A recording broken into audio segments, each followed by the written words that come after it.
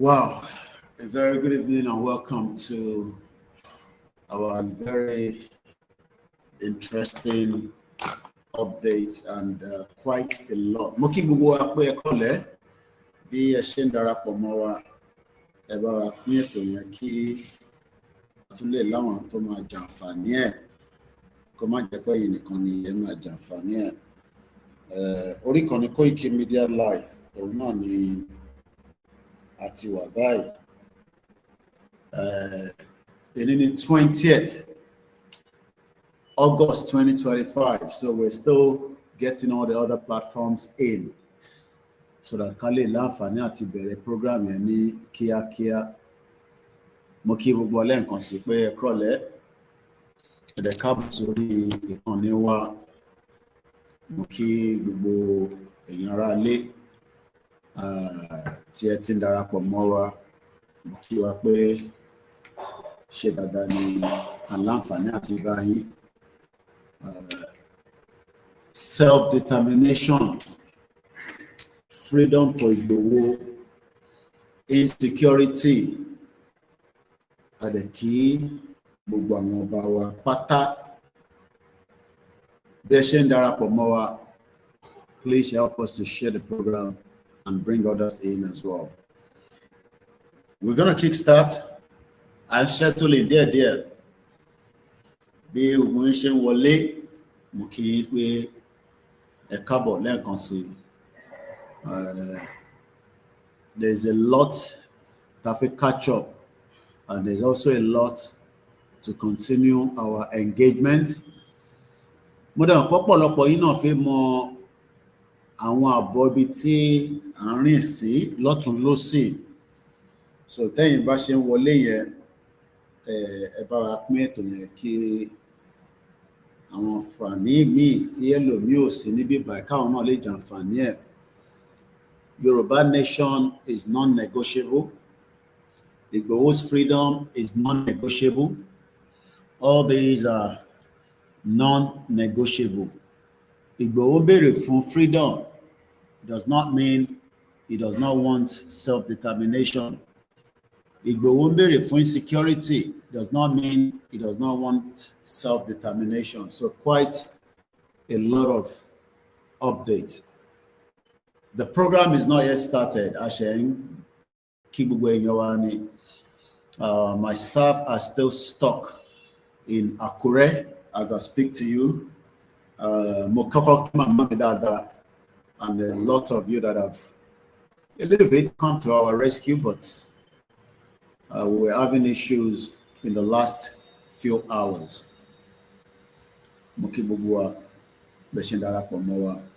So let me start the Twitter space and then hopefully we can kickstart the program fully. Still very busy. A busy gone. Torí ọ̀pọ̀lọpọ̀ information tí ó yẹ kó ti jáde on our platforms. We are still working around the clock. Myself, my team, but we had a hiccup yesterday. Our car that we hired break down. As I speak to you right now, it is still not yet fixed. It is what it is. It indicates the bad road and all that. So please share the program and let us invite as many others to join as well. When we start the Twitter space, then we will kickstart the official program. Ademobi Tokusi, Ademobi T and Law. Moki Gugu team Koikimedia. Lakoko. Without them, there is not Koikimedia. But unfortunately, we're not getting enough support. Every time Taban Sokwe we are not getting that support. But àwọn tó ń ṣe àdúpẹ́ fún wọn tí wọ́n relent. Àwọn tí ó kù díẹ̀ bóyá wọ́n fẹ́ ṣe tí wọ́n ní Ọlọ́run àbóyin láṣìírí. Media is your first key láti fi béèrè fún nǹkan tí yàn bá fẹ́. Tẹ́ ẹ bá ti ní media tó dúró dáadáa, you are likely not to. Even the government needs the media. politicians, activists, freedom fighter, churches, mosques. You look at your church and you realize that they don't joke with their media. Because church, to buy joke with the media, that church is likely not to have so much to be done. The same thing with the mosque, the same thing with the tradition. Mukiwa wa ti an she de ni adupe pa àwọn gómìnà. They finally decided to give one day láti fi celebrate ìṣẹ̀ṣe. So mo tún rọ̀ wá, mo bẹ̀ wá, every donation now is very, very important. The vehicle that has broken down now is going to cost us quite a lot of money.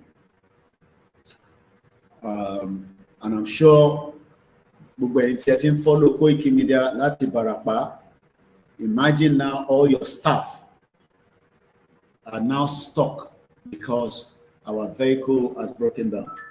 Money meaning the last man standing. Lórí ìrìn àjò yìí, I promise you that, and I've told you many times, in day 70 of the Yoruba Nation mega rally that is currently going on. Mo kí gbogbo àwọn states, Yoruba Nation mega rally continue with Koikimedia. So let me say, shout out to everyone across the globe. Láti Japan, lọ sí South Korea, Malaysia, Turkey. Ẹ̀yin tí ẹ jẹ́ ọmọ Èkìtì àti Oǹdó, a ní ọ̀pọ̀lọpọ̀ ọ̀rọ̀ tí a fẹ́ bá yín sọ, especially ẹ̀yin tí ẹ ń disagree pẹ̀lú Yoruba Nation. I hope you know what is going on in your town, your villages. Well, if you don't, you probably know a little bit more from this platform. What an interesting journey so far. I just spoke to Chief. He's very well, he's doing well. Baba Kitoye, Adupelawo, Muki and medias and everyone works. As soon as I kickstart the Twitter space, we will officially start the program with the Yoruba anthem. Do not be deceived. Nigeria will progress if we remain inside it as Yoruba people. All I saw is pain of our people. Ilé onípan, ilé eléwé, tójò bá ti rọ̀. The suffering is real. I saw it. And bí màmá mi ṣe sọ fún mi when I spoke to her about an hour ago, try as much not to curse anybody. Má búyàn kankan. Má bú ẹnì kankan. And the love I have for my mom is just too much, and my wife's. So I pity a lot of Yoruba people who are in the diaspora. Don't condemn Baba Kitoye àti Igboho. I pity you. You go to share Twitter space here. It's not coming in. I just pity you because I realize now that many of you do not know the suffering.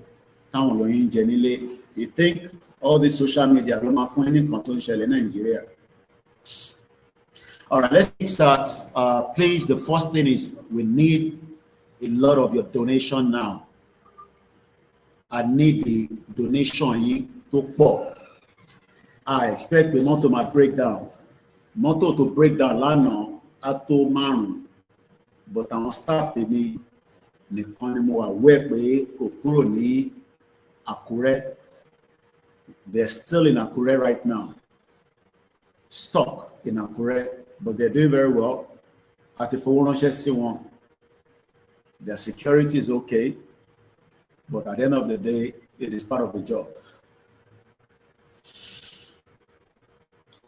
Iṣẹ́ wa fúnlẹ̀ wa forílẹ̀ ibi wa kàgbéga kàgbéga kàgbéga fàlérí ìgbàgbọ́ wa ní pé láti bẹ̀rù làbọ̀ mọ́ ká ṣiṣẹ́ ká ṣiṣẹ́ ká ṣiṣẹ́ ká jọlá ìṣọ̀kan àtòmìnira ní kẹjẹ ká máa lépa ìtẹ̀síwájú fọ̀pọ̀ ire àtòhun tó dára ọmọ Oòduà dìde bọ́ sípò ẹ̀tọ́ rẹ, ìwọ ni ìmọ́lẹ̀ ògo adúláwọ̀. Àwa ni ìmọ́lẹ̀ ògo adúláwọ̀. Èmi ni ìmọ́lẹ̀ ògo adúláwọ̀. Yoruba nation, no retreat, no surrender. So the first hour of this broadcast is to help us to raise funds. That is the first hour. I have nothing to discuss, just raise funds for this platform. The last thing we want to do is get into an emergency.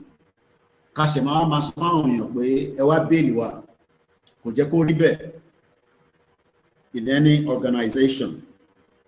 That is not how it's meant to be. Most of one in January, money cash flow tani kò lè gbé wa títí di 2 months ní ọdún yìí. Kí ló ń pè ní cash flow? Owó tí lè ṣe ní tó sọ pé I need £3,000. Èló ni £3,000? Èló ni extra? What I'm just giving an example. Tówó yẹn lè last wa tá bá bẹ̀rẹ̀ sí lò láti January. A fẹ́ fi máa ṣiṣẹ́ ìtàn ṣe. January, February, àti wà ní August. But bóyá tá bá ń sọ pé I need the fund, àwọn kan máa ń rò pé bí a bí àkànṣọ bẹ́ẹ̀ torí pé ó mú wá láti máa sọ bẹ́ẹ̀. Every organization in the world, and I think, should I record this? I don't even think I have the energy. Let's just leave it. And to bá fẹ́ gbọ́ broadcast here, because I want to take calls. Mo fẹ́ jẹ́ kí line yẹn kó wà free. Every organization in the world must have a budget láti fi run ilé-iṣẹ́ wọn. But unfortunately, ilé-iṣẹ́ have been submitted to the movement in the last 5 years, and we've never ever regret it. And we are happy to do it willingly, freely. But more or less, we could sing on free. Free, and I'm using this to appreciate those that have the understanding and they've become part of this organization. Àwọn ní láti ṣe máa gbọ́ tí Koiki bá ní I need a fund. Wọ́n mọ̀ pé Koikimedia needs that fund láti fi operate.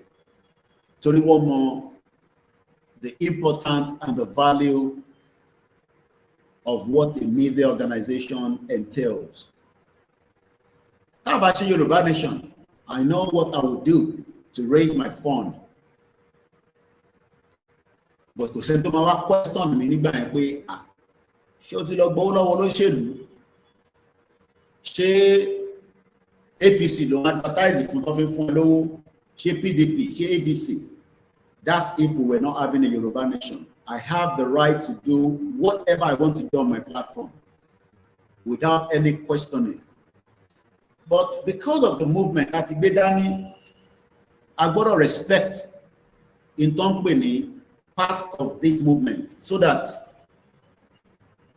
káwọn kan máa ní àwọn orí advert ADC lọ́dọ̀ Koikimedia. Ṣé Koikimedia tuntun dẹgbẹ́ ADC ni? Àbí Koikimedia tún ṣe APC? Àbí ó ṣe PDP? Àbí ó ń gba advert lọ́wọ́ First Bank? Kò sí any media tó wà láyé tó bá máa operate, wọ́n gbọ́dọ̀ operate with fund.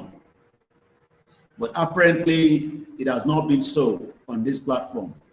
We have struggled in the last 5 years láti fi operate fully, láti fi ṣàwọn nǹkan tó mú wá lórí ìrìn àjò yìí. A dúpẹ́ pé in the 5 years àti proof yìí pé ní gbogbo media Media tó bá máa challenge wa á gbìyànjú gan because àwa náà dúró. Media tó bá máa challenge Koikimedia àwọn náà máa sáré dáadáa so that àwa fẹ́ kí gbogbo media náà sáré so that kí gbogbo àlejò délẹ̀ lérí ní kíákíá lórí ìrìn àjò yìí kó má dàbí pé media kan ló ń ṣiṣẹ́. Mo dẹ̀ dúpẹ́ pé media kankan náà ti ń gbéra because tá a bá pọ̀ bẹ́ẹ̀ kò ní jẹ́ pé Koikimedia ló máa wà ní everywhere. Ó yẹ ká máa gbọ́ all other media apart from the main media that is also part of the Yoruba nation. I will not mention any media because I'm speaking as an independent media right now.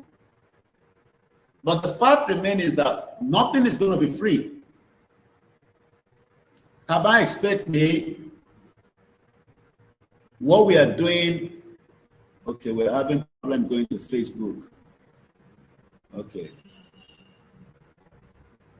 Taba expect with something that we are doing today will be free. Nothing is free. I think I need to take down one Instagram. Koikimedia. I need to switch off the phone. OLAYOMI KOIKI Instagram.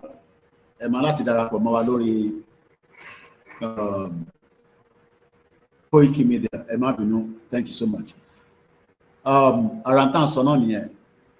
When we are meant to pay for the StreamYard that will give us 8 channels to stream with, now we have been reduced to 2.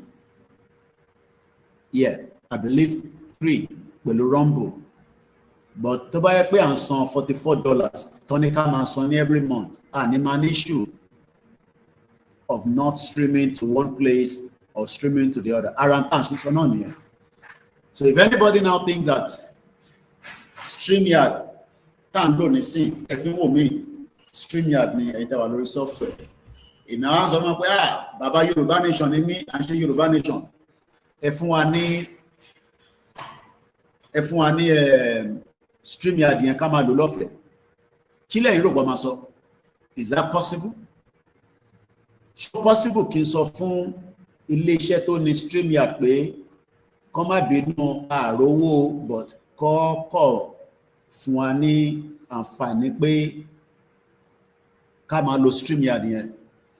But when we use the StreamYard that connect gbogbo platform, it becomes a very all right, I don't even know which of the phone now can give us the Facebook back. A fún wa láǹfààní tó pọ̀ tá máa fi lè ṣiṣẹ́ tó máa jẹ́ kó wà sequence yàtọ̀ sí Instagram àti TikTok àti Twitter. Ó yẹ kí gbogbo platforms yẹn kó wà lójú kan ni. But the fact remains that the $44 Tony Kamanson every month, tó bá ti san, my expect to money services here, you can't because we're free. But unfortunately,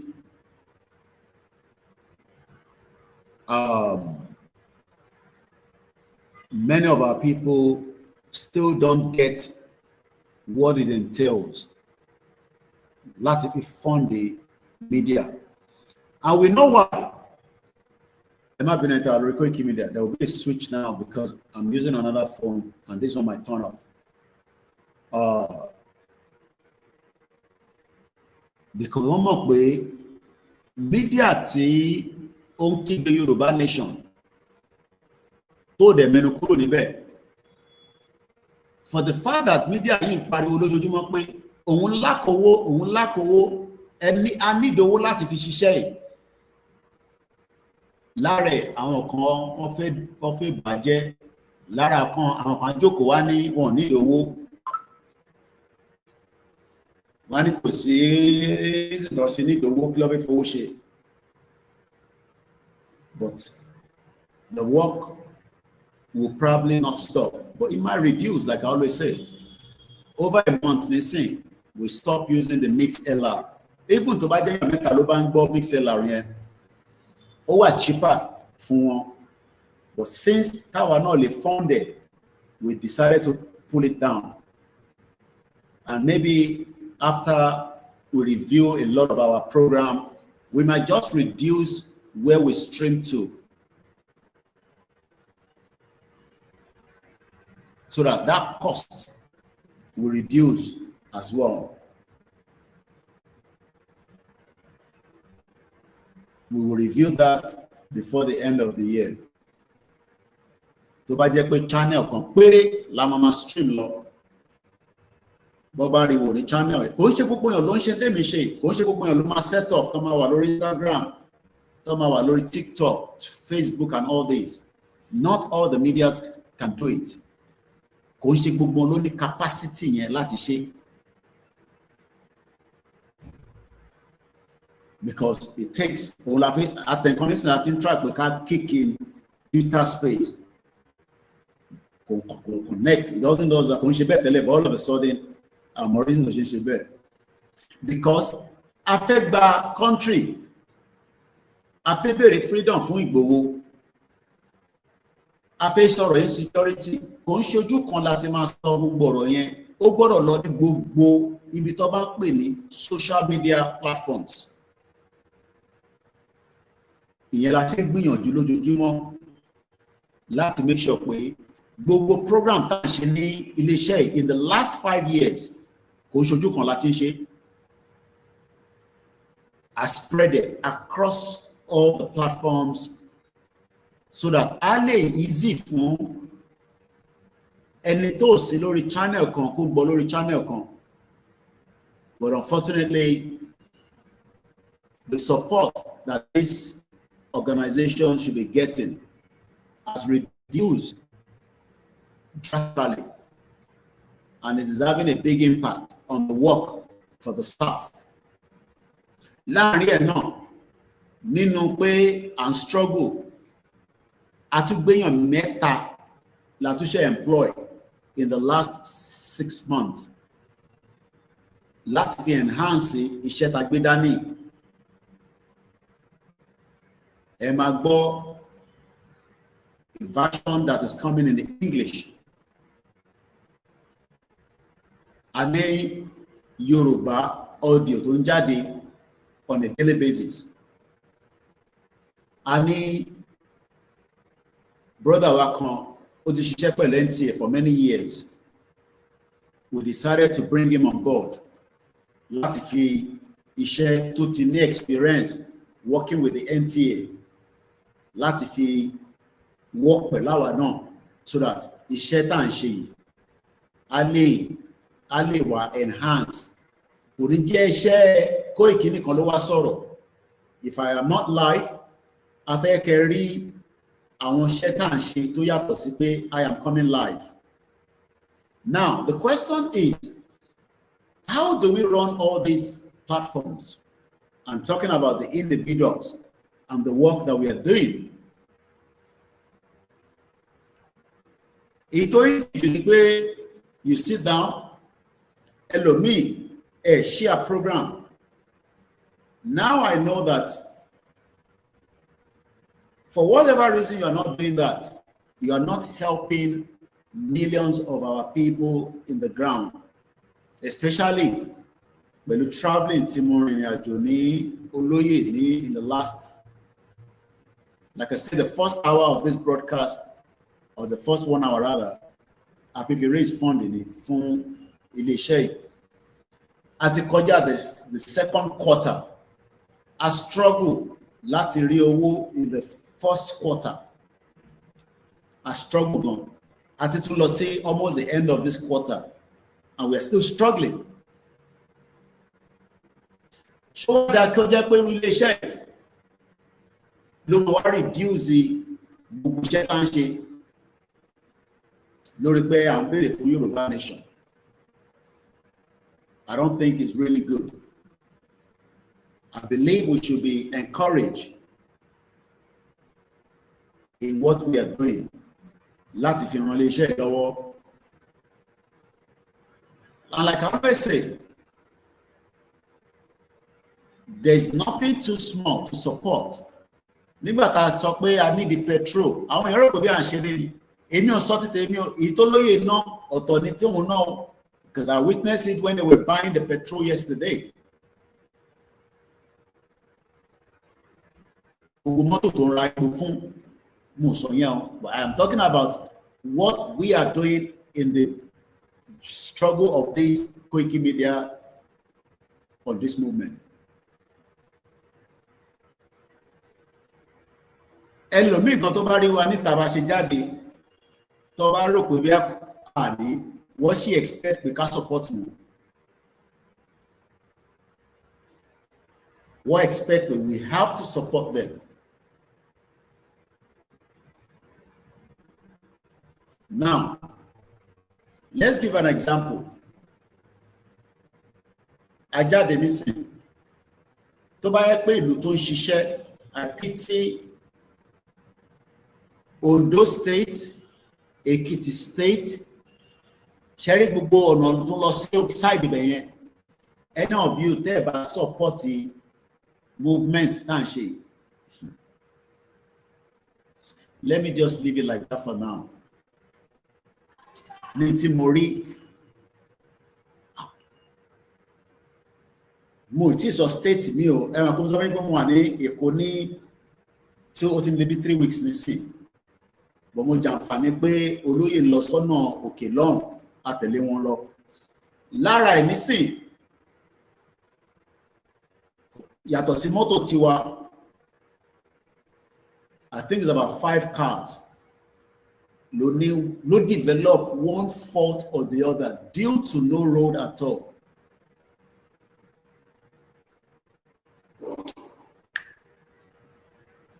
The roads that we traveled on, bí ayé àwọn bàbá owó lọ́wọ́ lọ ti ṣe títí yẹn gbẹ̀yìn.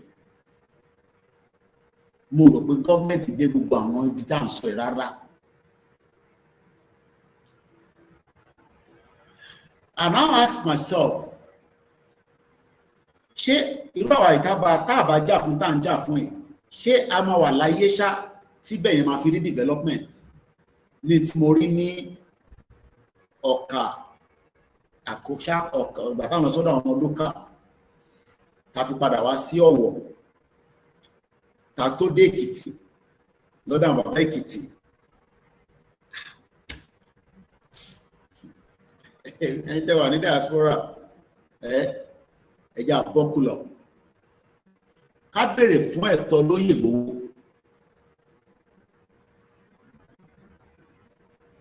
Ká dẹ̀ má fi movement ìṣeré. I know reason now why the Onitsiri was sent down to destroy what Baba Akintoye was trying to put forward.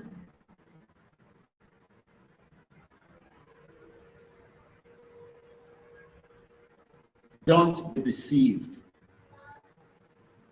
The Yoruba land is in serious trouble.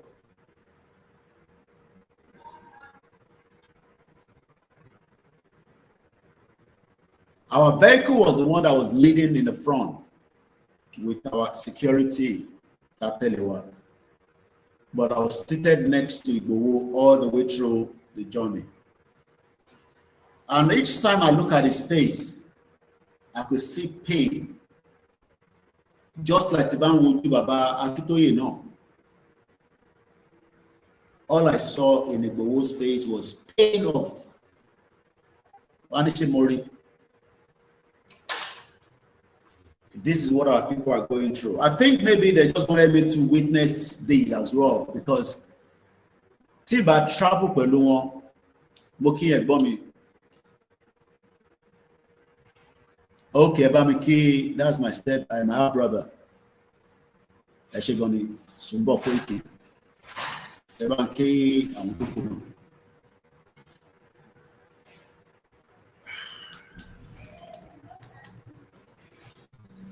I'm trying to see where to start. Kí lè ṣàlàyé fún Ìtẹ̀wànílé. I'm not talking to Ìtẹ̀wànílé because Ìtẹ̀wànílé, you have been messed up completely. That's what I see now. But àwọn tó wà ní diaspora tẹwá láti Ekiti State, Ondo State ni mo bá sọ̀rọ̀ precisely now because state méjèèjì yẹn, then Ìbàràpá, gbogbo Ìbàràpá méjèèjì pátápátá àwọn ni mo bá sọ̀rọ̀. at the moment.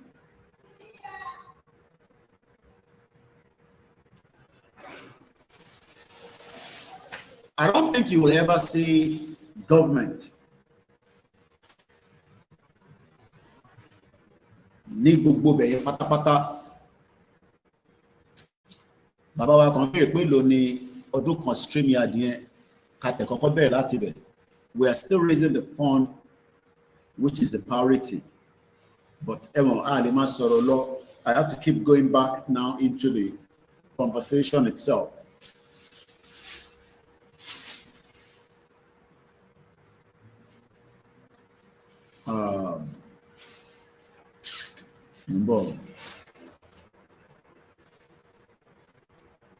What the politicians in the Southwest have done in the lives of our people, it would take many years for them to understand the pain that they've caused. One more fee àwọn èèyàn wa sí situation tó wà nísìn, so that our people will not be able to look them in the face.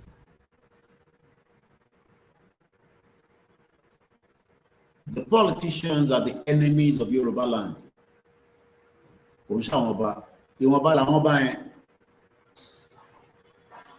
Láti 1999 títí di wákàtí, for the fact that, let me start from Ìbàràpá, mo kí gbogbo àwọn ọmọ Ìbàràpá pátápátá, mo dẹ̀ kí gbogbo àwọn ọba. This is not a full program, but I just have to come out and do this briefly because I am still doing a lot of editing.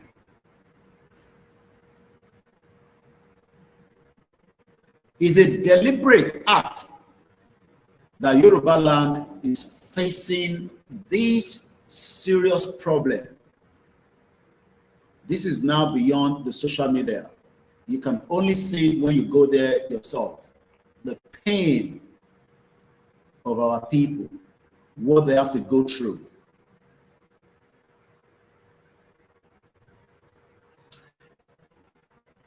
And if we decide that we should let them be, are we really fair on them? I don't think so.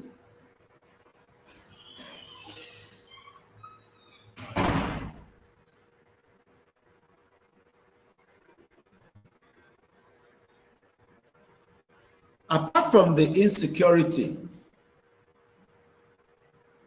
that has now become a serious threat, Nile Yoruba, I am not sure why most of the radio station and all the medias in the Southwest, they are not giving us the true picture of what our people are going through. We are talking about our, we are people who are wake up in the reality. I now understand why media like our own will struggle. Muki, Pastor Emmanuel Toba, I appreciate you, sir. Because on my way, what we are saying here is the truth and nothing but the truth. Our people are suffering. And their suffering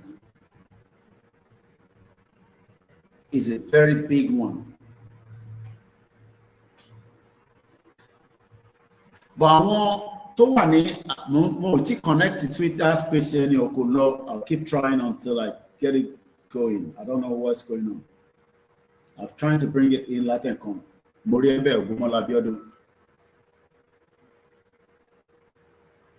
Moki Professor Akitoye. There's nothing you can tell me now that when Nigeria in my work that I'm going to accept it from any one of you, especially in position to a soro. Kò sí ọ̀kan tẹ́lẹ̀ sọ fún mi o pé Nàìjíríà máa ṣiṣẹ́ fáwọn èèyàn wa.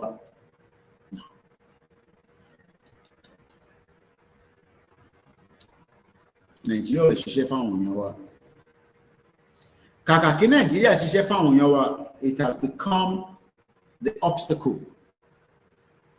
in the lives of our people, and it is important that we allow Nigeria to dissolve now.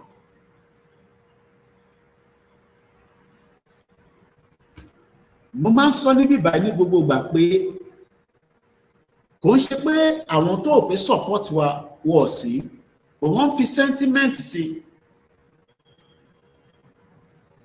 We know that there are people that can support this platform with serious money, but ẹ lọ kọ́ ilé síbi tí kò wà develop, ẹ lọ ra ilẹ̀ síbi tí most of you cannot live there. Majority of the diaspora that are investing back home, you will not be able to live the kind of life then build abroad. Kódà ṣe máa sponsor Igboho tó máa fi lọ sí state yìí, ẹ̀rọ kò easy láti bá káàkiri ni. Owó là ń sọ ní state, ẹ̀rọ sọ̀rọ̀ owó là ń sọ̀rọ̀ ní bíbá. Àná nílò owó ní sàn tí sọ̀rọ̀ nípa owó. Ṣé Igboho nìkan ló máa lọ? Ṣé Igboho nìkan ló máa lọ? Tó bá lọ yẹn kò ní gbé mídíà dání, kò ní kọ́ àwọn èèyàn dání. Igboho nìkan ló kọ́ máa káàkiri. À ń sọ̀rọ̀ owó ní bíbá. Owó ní ká kọ́kọ́ sọ. Kò síbi tí Igboho lè lọ. Owó tẹ gbé fún Igboho dà. Account lọ ti pa ẹ̀. I know how much he has spent so far in the last Sunday, Monday, Tuesday. Ọjọ́ mẹ́ta ìrìnmọ̀mọ́ ẹ̀ tó jáde láre. Sẹ́mà ti sọ̀rọ̀ kí Igboho lọ sí everywhere. Ẹ jẹ́ ká kọ́kọ́ sọ̀rọ̀ bá ṣe fẹ́ raise owó fún iléeṣẹ́ tiwa iná ká lè rówó lò, because owó yẹn gangan ni important part of this job tàgbé dání. Mo ń sọ̀rọ̀ nípa what politicians have done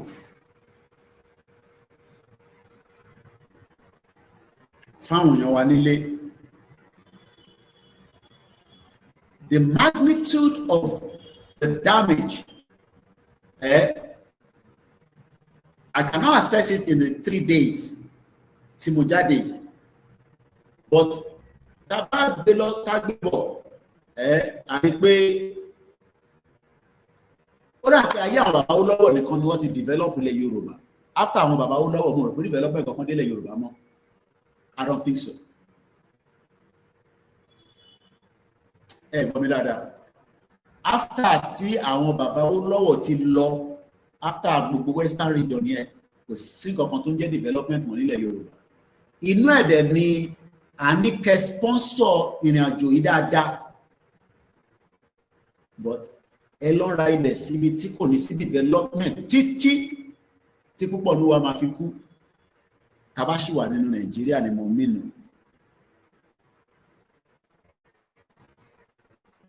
Abájọ wọn understand ní sídá kan máa ní àwọn kọ́lé, àwọn gbé fáwọn kan tó ń gbé bẹ̀ wọ́n sanwó-lé. Báwo lọ ṣe fi sanwó-lé?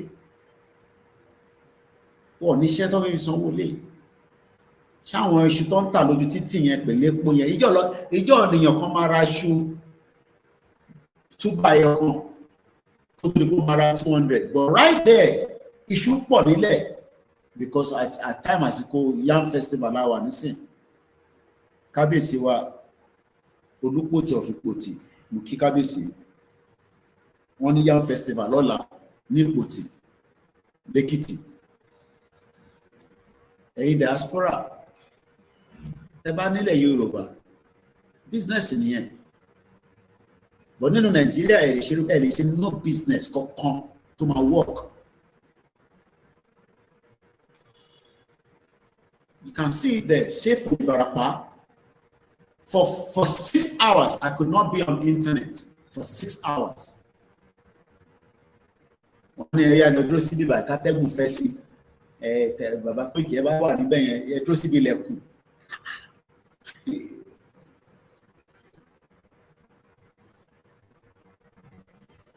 I don't know why the diaspora have become obstacle to this movement.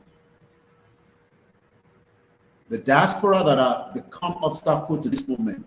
Ṣé gbogbo àwọn tó náà ti gba country má dáhùn yẹn lóhùn. Àwọn diaspora tó náà ti gba country tó wá láti Èkìtì àti Oǹdó.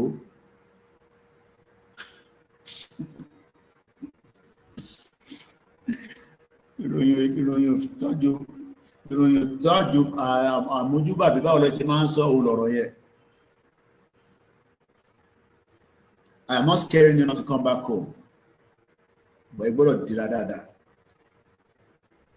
Ẹni máa wá lé o tó jẹ́ diaspora. Ẹ gbọ́dọ̀ prepare for any eventualities. Ò bá gun mọ́tò tuntun, ò bá gun mọ́tò àlòkù, ò bá you must prepare for every eventuality that can happen while you're on the ground.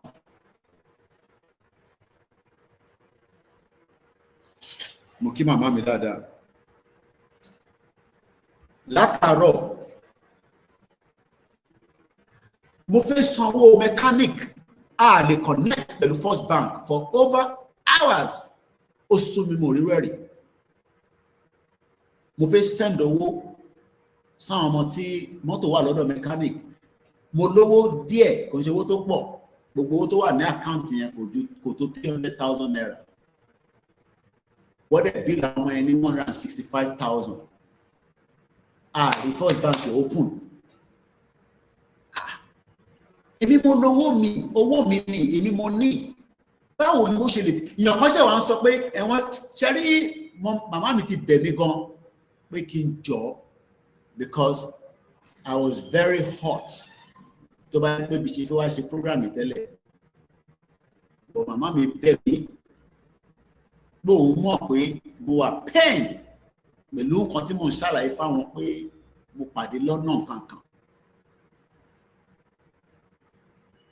Bẹ́ẹ̀ni ìròyìn kò tó àfojúbà ẹ̀ṣẹ̀ gan ni àkémi kò Yorùbá dáadáa. Wọ́n wá ní wọ́n ṣe rúbà bí a tún lè máa rí rúbà lò tó bá tẹ̀ pé rúbà la fi ń sanwó àbí tó bá yẹ pé rúbà ní mẹkáníìkì yẹn náà ní ta fi send owó síra wa ṣe mọ̀ pé First Bank tí Ọ̀tẹ́dọ́lá ó dà pé òun ni òun ló dé nísì ó dà pé òun ni the biggest shareholder. Ó gbówó tèmi sápò fún 5 hours ó fi ń ṣe transaction lórí stock market. Èmi ò rówó lò a kò ṣiṣẹ́ mo tẹ̀ kọ́kọ́ rò pé bí iPhone mi ni mo upload gbogbo tó wà lórí iPhone mi tán kò tún ṣiṣẹ́. Mo lọ sí báǹkì mi ti UK Tide open, mo lọ sí Virgin open, mo lọ sí PayPal open, mo tún padà sí kódà Opay open. Abájọ tí gbogbo ṣe ní Opay account. Opay yẹn ni màmá mi send owó sí. Mom sí mi ló ṣe ọtí ní game ó ti mọ́ mi lára mi. Màmá mi ṣe wá send 200,000 naira sí mi láti London láti fi bail me out. Pé mo fẹ́ sanwó mechanic tí mo lówó l'account nínú Nàìjíríà. Mo understand ẹ̀ gbà mí kẹ́. Owó mi ni. Mo ní 262,000. Wọ́n bill àwọn ọmọ mi ní 165,000. Owó mechanic mo tẹ̀tí sùn. Mo ti fẹ́ ṣe program yẹn látàárọ̀. Bí ṣe múra náà ni. Bí ṣe mògì àtẹ̀yìn tí mo jẹ mo kọ̀ sùn sórí tí àyẹn ni. Àwọn ẹ̀ wá ń pè mí mechanic ní owó kọ́. Èmi ti sùn lọ. But kan wọ́n ní special number mi kan. Òun wá pè ètò jẹ́ team leader mi pé ọ̀gá pé àwọn tí ń pè yìí mo ní mo sùn ní wọ́n náà mọ̀ bẹ́ẹ̀ wọ́n ní owó yẹn 165,000 mo know that mo ní mo ti fẹ́ send owó náà látàárọ̀ láti àárọ̀ láti 7 ààrẹ access sínú bank láti rówó gbà jáde. So ìwọ diaspora tó wá ń sọ pé Nàìjíríà máa da ó lè kówó bọ̀ tó bá kówó yẹn sínú bank tí nǹkan kan bá ṣẹlẹ̀ tẹ ní ìdówó láti gbà jáde kí ló máa ń ṣẹlẹ̀?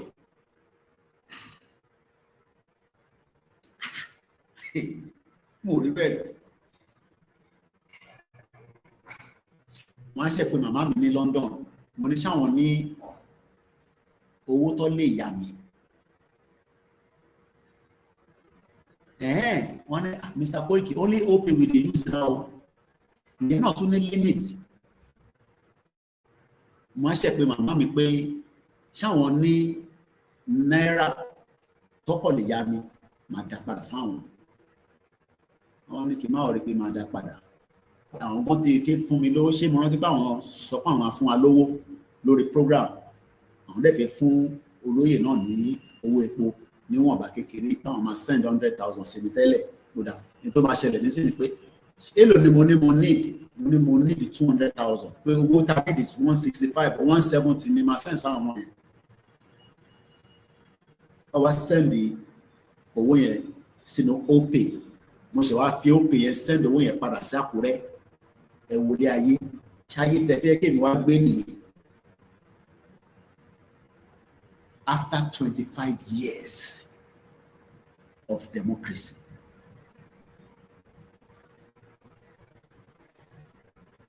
Irú ayé yẹn lẹ wá expect. After 27 years, tèmi ti gbé nílùú òyìnbó, màá wá sí ìlú kan, màá wá gbé níbẹ̀, mọ́tò mi wá break down, màá fẹ́ send owó for 7 hours. Owó gbà jáde. Owó mi ni, kò ṣe pé mo lọ yáwó, owó mi ni o, kò ṣe owó tó pọ̀ o. So tí bá wà lọ́sítù náà tó bá náà need owó, àbí tí family mi kan wà lọ́sítù, wọ́n á fi fowó ránṣẹ́ sí wọn. Ṣé màá kódà ó dé stage kan mọ́ àbí kí n tún wá sórí social media náà, màmá tó bí níṣì gbọ́dọ̀ lówó lọ́wọ́ kí n tó tẹ̀ wá complain fún àwọn ará àta, jẹ́ n kọ́kọ́ sort it out. Ẹni tó bá tẹ̀ wá fẹ́ dáwó yẹn padà fún wa o, mo wá pé màmá mi ní London, mo wá pé 3,000 miles away. Mo lè polóyè wa, ẹrù tó wà lórí olóyè pọ̀, tí bá pẹ́ ìyẹn la ṣe ẹ bá wa ṣe àkáǹtì olóyè so that a lè tẹ̀ rí owó náà. Ṣẹ́ni tó lówó lọ́wọ́ la máa lọ́wọ́ àbẹ̀rẹ̀ owó lọ́wọ́ ẹ̀ tí mo dẹ̀ wà lẹ́gbẹ̀ẹ́ tí wọ́n ń dá rìsíìtì ilé epo, rìsíìtì ẹ ṣáà rí wa nígbà táwọn ẹnu ilé epo, ẹ ṣáà rí wa kò ṣáà ṣọ́fẹ́ nu olóyè Ìgbòho ṣá ó yá gbẹ́po lọ́fẹ̀ẹ́ kó máa lọ.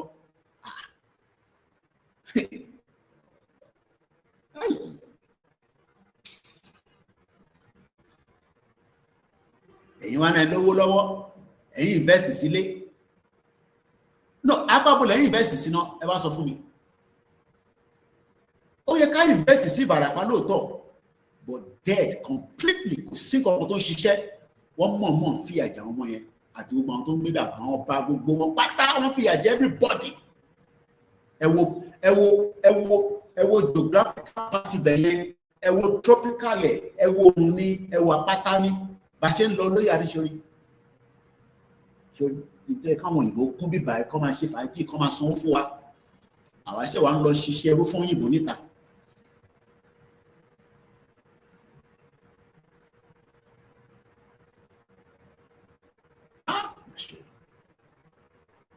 Okay, 26 years of democracy. That's 1999.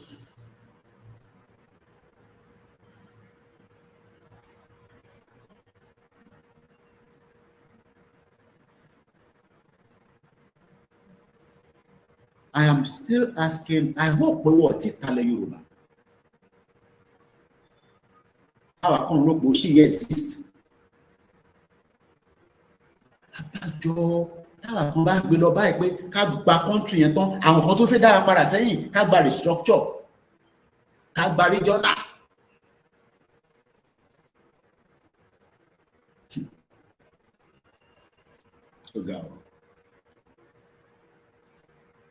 How can you have money in your own account and you can't access it for more than 7 hours? No, show make sense. Ṣé ó make sense pé owó tó wà lákàntì tiẹ̀, personal money tiẹ̀, kò ṣe pé ìlú yẹn wà in war. Èèyàn kan sọ pé Nàìjíríà kò sí at war, àti wà ní ogun because owó nísìn àdé access ẹ̀. Ilé òtún ṣayé Buhari lélẹ́yìí, ayé ìjọba Jagaba ọmọ olójú ọdẹ. And we are demanding freedom for Igboho. Igboho's freedom is no longer in Amama, no. And that is the reason why Igboho decided, well, I want to do, but this is the time now that everybody needs to speak up. Because offense Igboho commit, kò tí sẹ́ni kankan tó wá ṣàlàyé fún wa. Igboho tẹ́ ń sọ yìí o, offense tó commit lélẹ̀.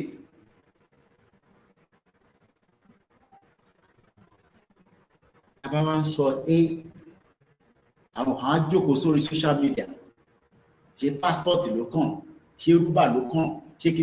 When we should start our own ecosystem within Nigeria, ká cripple ẹ̀ mọ́lẹ̀, kí security wà, kọ́ fún Ìgbòho ní security, kọ́ wa mọ̀ pé tọ́ba fún ní security wọ́n mọ̀ pé ìyà ebi á kúrò. Àwọn ará Ìgàngán dúpẹ́ lọ́tún lósì, they are excited. Mo ní ibi tí Sẹ́ríkì Ìgàngán wà tẹ́lẹ̀, wọ́n ti sọ gbogbo ẹ̀ di oko pátá, wọ́n ń gbìn nǹkan ní soya beans, cassava, àárín gbogbo ẹ̀ tó ń gbé jáde nínú.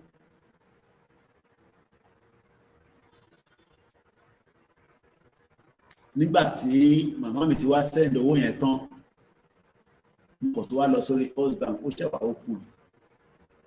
Màá ní ẹwu jágbajàgba bank. Ṣé báńkì lélẹ̀? Ṣáwọn tó operate báńkì ṣé wọ́n ń ṣe deliberately ni? Because tí bá jẹ́ pé báńkì tí wọ́n lọ ti wà tipẹ́tipẹ́, a dẹ̀ ní access owó wa for 5 hours, kí ló ń fowó mi ṣe? Wọ́n fi ń ta gẹ̀lẹ̀dẹ́.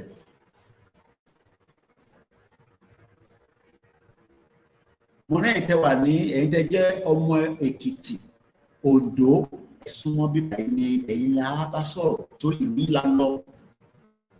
Mo sọ tó wà lé o, ẹ̀yin diaspora Oǹdó, Èkìtì state, ẹ bá mi pè wọ́n wọlé. Kẹ́ wá bá mi sọ níbo lẹ pé ibi tí development wà láwọn state yẹn. Mo ń wà Àkúrẹ́ airport báyìí, mo ní kò jẹ́ airport lélẹ̀. Wọ́n ní Àkúrẹ́ airport, wọn kò jẹ́ airport. Èyí tí mo fún àmọ̀ pa Àkúrẹ́ airport ni pé bí àgbà tí Jagaban wá láìpẹ́ yìí, gbogbo àwọn flag Jagaban tó káàkiri láti kódà airport yẹn agídí lẹ máa fi rí airport yẹn signboard lásán ni mo sọ. What does it cost to put the signboard properly? Signboard airport Àkúrẹ́ airport. Ọmọ Ondo wa náà wọ́n invest in Ondo state. Your airport is non-functioning. What's going on? How did we get to where we are? Àti mọ̀, báwo la ṣe fẹ́ jáde? Àti mọ̀, àwọn kan dẹ̀ jókòó, wọ́n jókòó sí abroad, tó bá bẹ̀rẹ̀ meeting ní báyìí, popopopopo, àwọn tí mi wọ́n sì wà l'Ákúrẹ́, wọ́n lè gbéra mọ́ ní báyìí again, mo fẹ́ kọ́ rìnrìn alẹ́, ó dijọ́ kejì. Bí wọ́n bá tẹ̀kọ́ pátá mẹ́ta jáde àti boxers, àti plan pé báyìí la ṣe ń lọ, emergency ti ṣẹlẹ̀ nísìn, ó ti change gbogbo plans. Wọ́n níyàwó nílé, wọ́n lọ́mọ nílé, èyí tó ní níyàwó, ó ní girlfriend, wọ́n sacrifice. Ìgbòho sacrifice. Ṣé gbogbo àwọn tó jẹ́ ẹlẹ́ṣọ̀ ti Ìgbòho tó ń kó lọ ni? Ta ló fún ọ lówó? Ta ló ń sanwó fún wọn? Àwọn tó ń wa Ìgbòho, àwọn driver ẹ̀. Ẹ bá wa ṣe àkáǹtì Ìgbòho kó lè rówó fi tọ́jú àwọn ìtọ́ wà lọ́rùn ẹ̀ ti pọ̀ jù. Ilé epo ẹ̀wọ́ tí mo rí ọkọ̀ ọgbẹ́ signboard báyìí kó má tẹ̀kún bẹ́ẹ̀ o.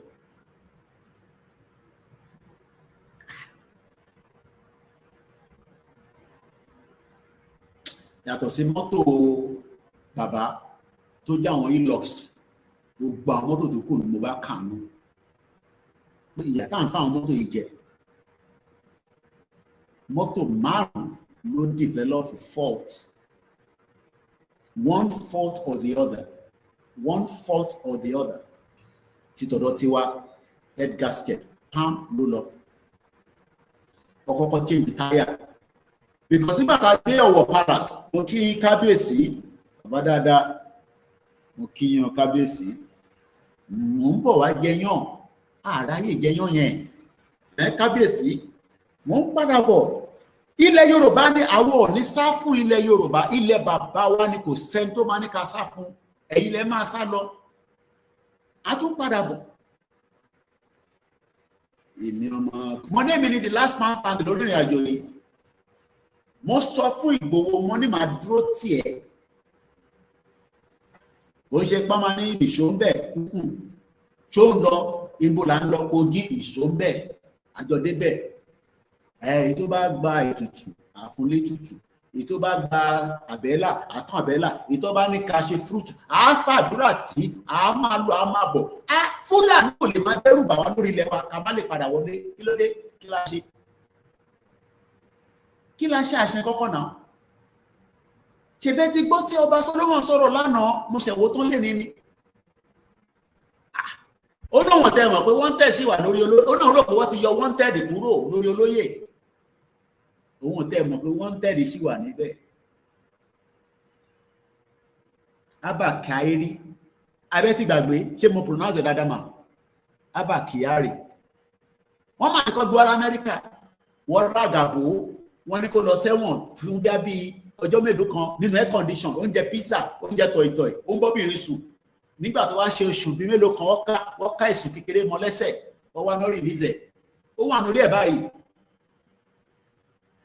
àwọn ọmọ Èkìtì àtọmọ Oǹdó ni mò ń bá sọ̀rọ̀ ìlú yín la lọ ẹ̀yin wá ń wà against Ìgbòho kò ń ṣẹ́yìn tẹ́tí accept ni mò ń sọ àwọn tó ń wà against ni mò ń bá sọ̀rọ̀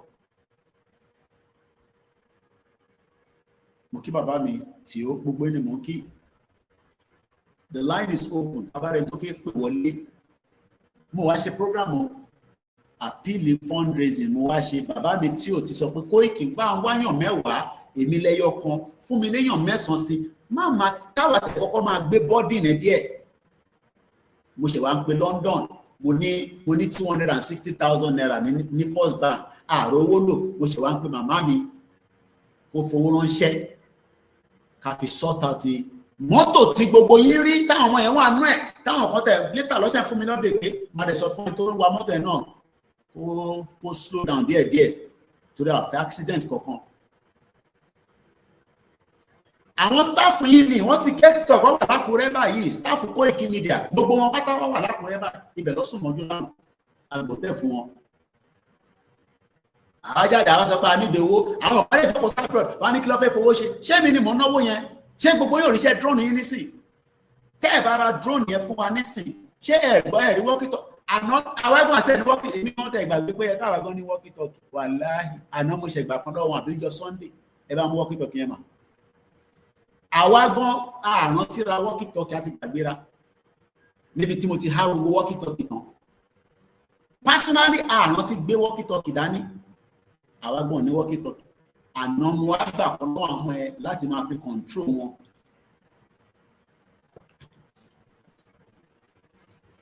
nígbà tó yẹ pé ìfẹ́ táwa ní làwa fi ṣe èèyàn kan dẹ̀ jókòó sórí social media wọn ni wọ́n ti ń dáwó fún Koiki ó ti kówó jẹ ó ti ṣe kinní kan I wonder pé why are we like this ẹ̀gbọ́n tó bá Solomon sọ tó jẹ́ kí olóyè Ìgbòho kọ́ sì gbé wanted lé lórí ó dá òkè ò nífẹ̀ẹ́ àti mọ̀ ó ti ń sọ̀rọ̀ jù ẹ̀kọ́ ìkẹ́mà ẹ̀kọ́ Ìgbòho sọ̀rọ̀ ó ti yes olúkálukú ló ní tiẹ̀ lára but ṣé n tí Ìgbòho ń sọ yẹn tó rọ́ǹgì ni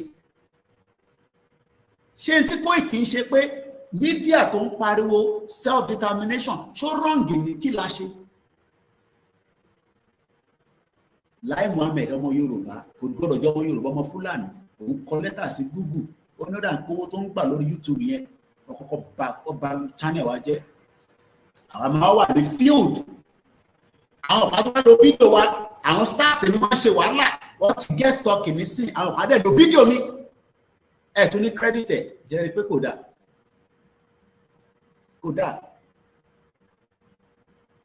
àwọn ọmọ tó ń ṣe wàhálà yẹn nìyẹn èyí ń pawó lórí ẹ̀ dispute àtẹnukẹ máa lò ẹkọ bá wa kírẹ́dìtì pé fídíò yìí no matter fídíò ọ̀nì tí gbogbo wọn lò yẹn tí ọ̀nì ń ṣe àdúrà fún lóye èmi lè ní rìkọ́dẹ̀ gbogbo wọn lò ní sìkò sẹ́ni tó kírẹ́dìtì.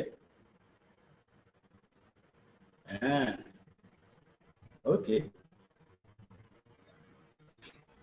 ìparí ọdún yìí náà ni management ń ṣiṣẹ́ lé lórí ó kù díẹ̀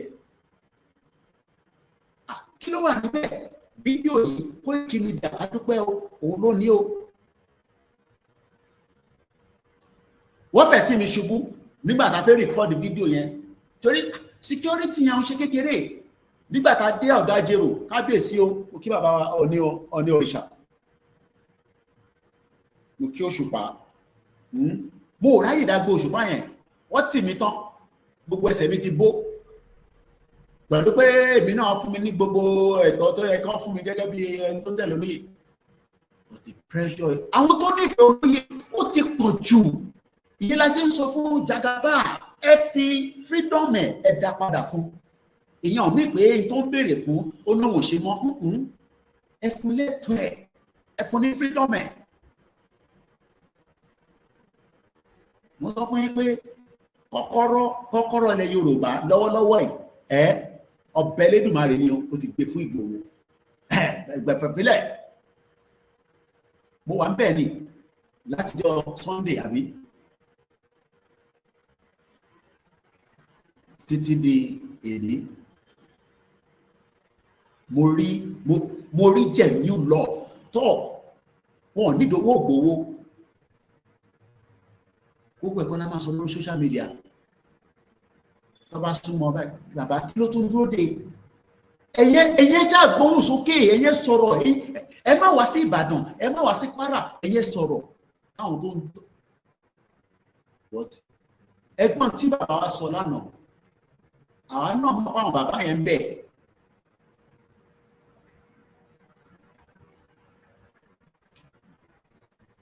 I pray that this journey of freedom for Igboho agbọ́dọ̀ gbọ́ result ẹ̀ mo fi pé bàbá ẹ̀ but gbọ́dọ̀ pé rárá because àwọn èèyàn spark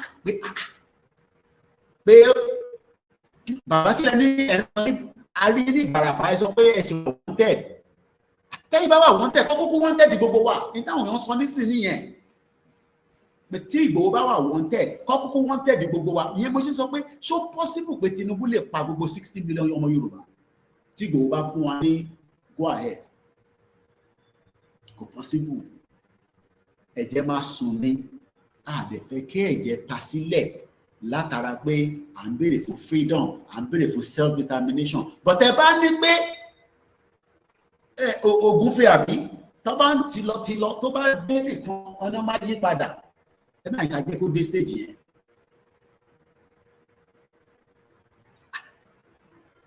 mo rí àwọn fine girls that's Ìgbòho wọ́n ní bàbá kí lẹ fẹ́ káwa ṣe ọmọdé mo rí àwọn church tó ń cyber ta nínú church pé wọ́n ní tó tán fà tó ń fi services sílẹ̀ tó ń jáde àwọn ọmọ kéékèèké tó lo àwọn ọmọ mùsùlùmí so that means pé ìrẹsì pé ọ̀rọ̀ Yorùbá nation freedom for Ìgbòho insecurity kò ní kankan ṣe pẹ̀lú religion ìkọ̀ gbogbo àníyàn jẹ́ mo dé àwọn ọmọ Èkìtì mo lẹ́wà sí ẹ̀sán bíbá abájọ tí bàbá Èkìtì bá ń sọ̀rọ̀ èmi náà rò pé bàbá yẹn máa ń ṣeré ni mo á rí first hand ẹ̀mọ́ tó máa ń pè ní VIP poverty tó wà nílẹ̀ Yorùbá VIP poverty VIP ìròyìn kò ṣe kí ni ẹ bá ń parí ẹ̀ tí bàbá Kékeré ń jà fún nìyẹn tí mídíà àwa náà wá ń jà fún àwa máa ń ní ẹ fún wa lówó àwa ní kí ló fẹ́ fowó ṣe ẹni yẹn dẹ̀ ń kọ́lé sílùú ẹ̀ níbi tí kò sí títì níbi tí kò sí iná ẹ̀yàn Èkìtì wà ń bẹ̀ ìlú dáadáa wàláì tàláì súnmọ́bìláì làásìláhùwà tí wọ́n bá tẹ̀ kọ́kọ́ ní ká lọ ẹ̀xpẹ́rímẹ́ǹtì ilẹ̀ Yorùbá ní Èkìtì àtòǹdó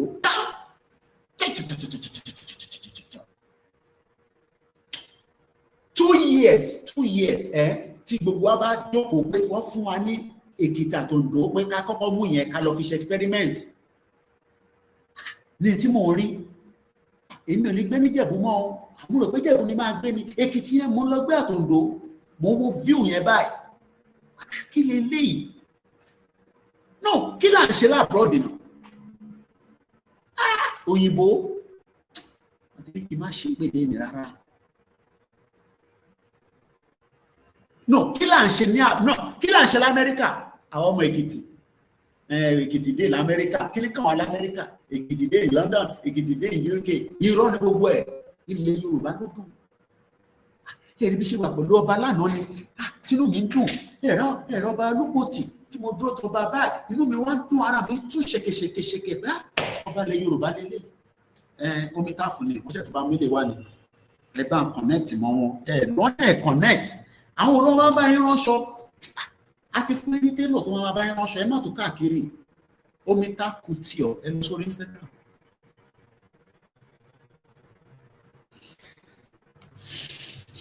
mo tẹ́ mọ́ tí mo ti fẹ́ bẹ̀rẹ̀ mo mi ta ti fẹ́ parí ẹ̀ first class poverty ó ń bẹ nílẹ̀ Yorùbá bọ̀ èyí tí mo rí ní Ìbàràpá àní mo ò lè access internet àní over 80 gig data ó ní stage kan mo ní ìbá mi kí la máa ṣe báyìí mo ní àbí network mi tún wà ọ̀dẹ̀ tí bá wa get another network ó di network mẹ́ta I wan switch network àníyàn kan dẹ̀ jókòó èèyàn kan jókòó sórí social media a ní Ìgbòho kíní kan Kóìkì bàbá Akíntóyè torí wọ́n mọ̀ pé ìran wa wà in danger tí a fi gbà sílẹ̀. Ṣẹ́yìn ìtẹ̀bá wa lè máa ń bẹ̀rù ṣá apábọ̀lẹ̀ máa ń dé níbẹ̀. Because all I saw yesterday, I am not talking about bí ẹ bá ti kúrò láàrin city yẹn tó bá ń dá àwọn ọ̀dà tó dá síbẹ̀ pápápápá. Mo ní àníká ṣe dáwà náà travel lọ sí outskirts of outside London. Mo ṣe pé inú Àkúrẹ́ city ni mo sọ káwọn ọ̀bẹ yẹn wọ́n táyé. I am talking about the remote nígbà tá a fẹ́ jáde láti Èkìtì lọ sí Ọ̀ká ṣùgbọ́n ọmọ olùkàmọ́ ní Ọ̀ká.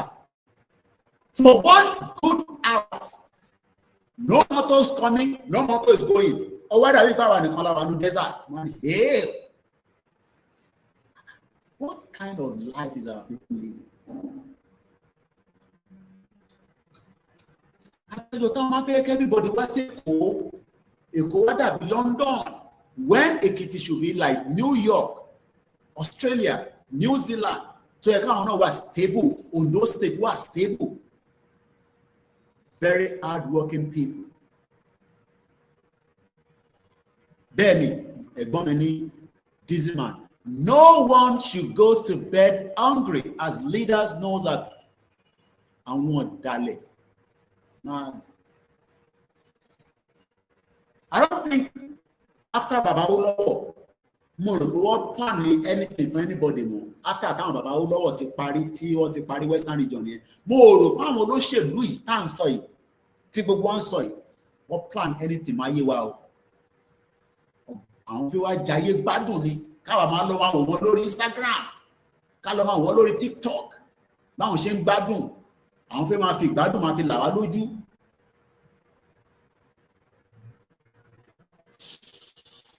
I pray that many of us that are still living in denial,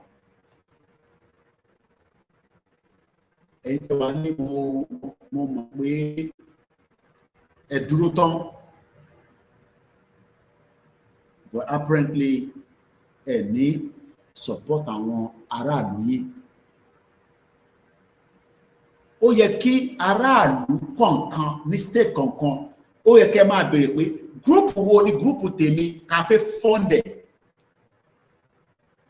kẹ́ wá gúrùpù tó jẹ́ ti state yín tó dẹ̀ jẹ́ tó wà in direction and in line with Baba Akíntóyè àti Ìgbòho bó jẹ́ bọ́ọ̀sì kan lẹ́ bá rà fún wọn ni ẹ rà fún wọn kẹ́ gbé síbẹ̀ ìyẹn ò ní láti wá tú Koikimedia. Ìtọ́ bá fẹ́ ṣe kẹ́ ràn wọ́n lọ́wọ́ kẹ́ máa support wọn níbẹ̀. Only few are doing it.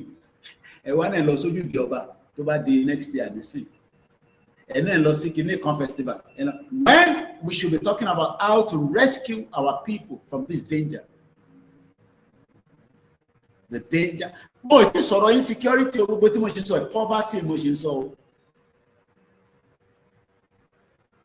mo kẹ́ Yorùbá Nation Láfẹ́ TV ní gbogbo nǹkan, gbogbo ọmọ Èkìtì, àwọn ọmọ Oǹdó, ẹ jẹ́ á dìde, ẹ jẹ́ á dìde.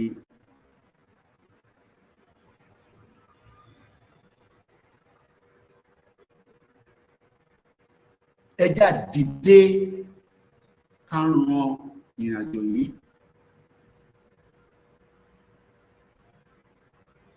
Ọ̀ka Àkókó, ẹ ṣé gan ni bàbá mi John. Ọ̀ka Àkókó. Àsìkò tá gbọ́dọ̀ dìde la wà yìí. Àsìkò tá gbọ́dọ̀ gbára wa sílẹ̀ la wà yìí. Àsìkò tá wà yìí. Àsìkò tó lẹ́gẹ́ ni. Wọ́n ń dún màrúmàrú mọ́ wa. Wọ́n ò fẹ́ jẹ́ ká rí lédè sí gbogbo wa pátá. Àwọn tó wà nílé wọ́n ń dẹ́rù bà wọ́n. Àmọ́ ọkùnrin wọn ti yí pé direction tí olóyè bàbá Pító Ìbádùn ti yá, òun náà ló yá.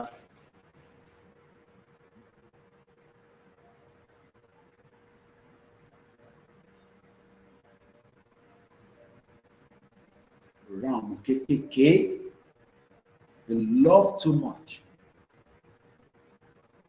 Ẹ má bínú pé bí a bẹ ṣe ń rí a ṣe move yẹn, à ń try láti avoid casualties ni.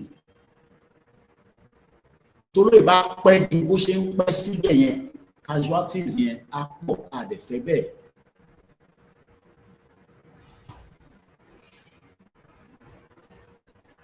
Mo kí ká mú ní kíákíá, ká kọ̀ dúpẹ́ níbi tí a ti dé sófà. Wọ́n ní local government lélẹ̀, mo wo building yẹn, mo ní kò jẹ́jẹ́ local government. Kí n má dárúkọ àwọn local government ẹ jẹ́ n fi sílẹ̀. Mo ṣe rí gbogbo àwọn kiri tá máa ń ṣò yín yẹn, àwọn pictures pé clinic yẹn tó tó bó ṣe rí gangan nìyẹn o. School tó ń bẹ ní Èkìtì tá gbà kọjá, mo ṣe wá rẹ láìpẹ́ lóòótọ́ ìlú tó ti ń kàwé ní ìlú ìlóòótọ́ is dilapidated. Many schools, many schools, but they are just not anything to write home about.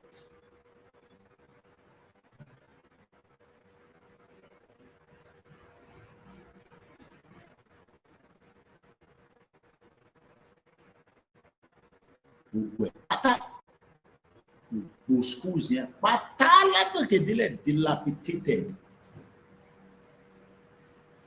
Gbogbo ẹ̀ pátá yamayama yánmọ̀yánmọ́.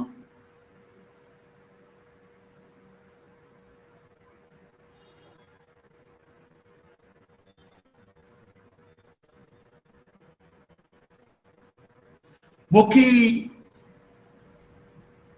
gbogbo àwọn olórí adé tá ti láǹfààní àti rí, a sì ń bọ̀ wá ṣe ìdúpẹ́ tó pọ̀ fún gbogbo wọn. Mo kí àwọn ọmọ gbogbo Ìbàràpá méjèèjì. Ẹ rántí pé à ń ṣe program yẹn ní tí wọ́n sọ gbogbo àwọn Ayétẹ̀, Làlẹ́tẹ̀, gbogbo ẹ̀, beautiful place, the soil and everything. The poverty in the land is just too much. The future is bright. I can bring that back home now. Only if we exit Nigeria, we can see a true future. The future of Yoruba land is bright.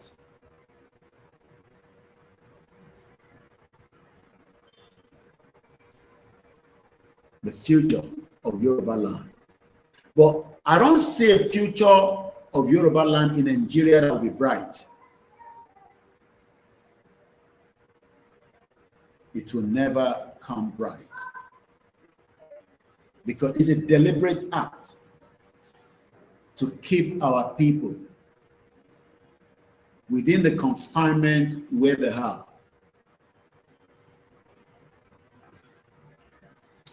I saw all the schools. You can, only your facial assessment. Even as we were driving in Monsonya, I am not talking about. You can tell, Money Mori Airport. Hello, Tipa Paro, any color your picture airport. If you ain't doing where any color your picture, but Koiki today. Can I send picture and see me? Came work besita. You can tell if the airports that represent the state. What does it cost the governor? Láti gbéṣẹ́ yẹn fún ẹni tó wáṣẹ́. Every month, a máa fún ẹ ní 70,000 naira. But surely signboard yìí, torí Koiki ti wá nísìn, kò gbọdọ̀ parẹ́. What does it cost them? I mean, these are the basic things that could need the. So tabanzo pé kọ̀ọ̀kan need the rocket science. It's just that. And àwọn tó kọ́ṣẹ́ yẹn wà ní Èkìtì ní Àkúrẹ́ rather, because mo rí Èkìtì Àkúrẹ́ ni mo ń sọ. Àwọn tó kọ́ iṣẹ́ yẹn wọ́n wà because airport road yẹn la gbà jáde. The airport road long way. The road is tight a little bit, Monibaro, but not all the road all the way down. But I'm talking about the signage.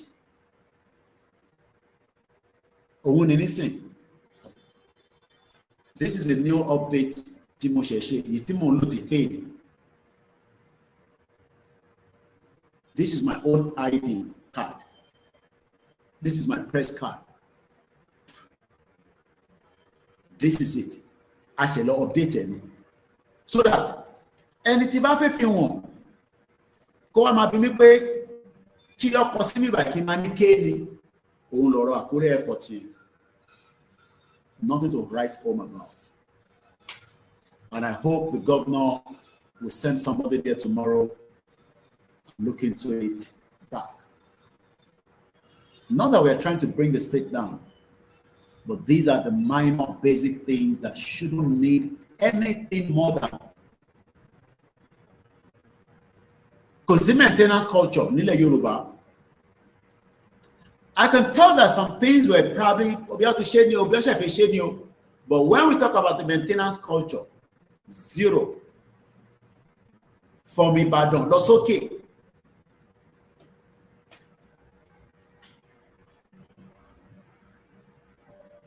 And every part of Yoruba land has its own uniqueness. Program here in 2 hours because I'm still knackered. I have a lot of work to do, and I want to go and have my meal. Muke doctor me.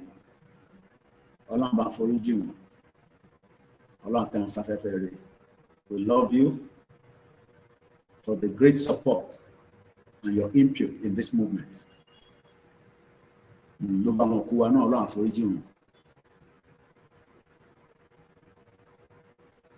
need to buckle up and do more. Our ready to work to liberate our people, but we need you to help us as well so that we can do more and more. And also let us help the body. Don't put the YSDM. I always say it. I've not come for a full program. All is well, but all is not well on the homeland. And the reason why I said all is not well in the homeland is because the media in Nigeria, in the Southwest, have all been, I'm not going to use the word bias, but they've been guarded not to give you the true picture of what is happening in Yoruba land. It's deliberately. State. It's a deliberate act. Don't be deceived, especially with the technology that you sit on the social media and you think your land back home is okay. We drove hours to when you buy. bá mi gan tí mo wọ́n bá gbà mo kàn wọ́n dà pé kí ni bàbá mi nídìí àmọ́ ògbó àwọn méjì tó wà lẹ́yìn mo sọ fún wọn ló bá ń lọ lájọ́ ń lọ ní tó bá tinú ti yá ní ó níyàwó èmi náà níyàwó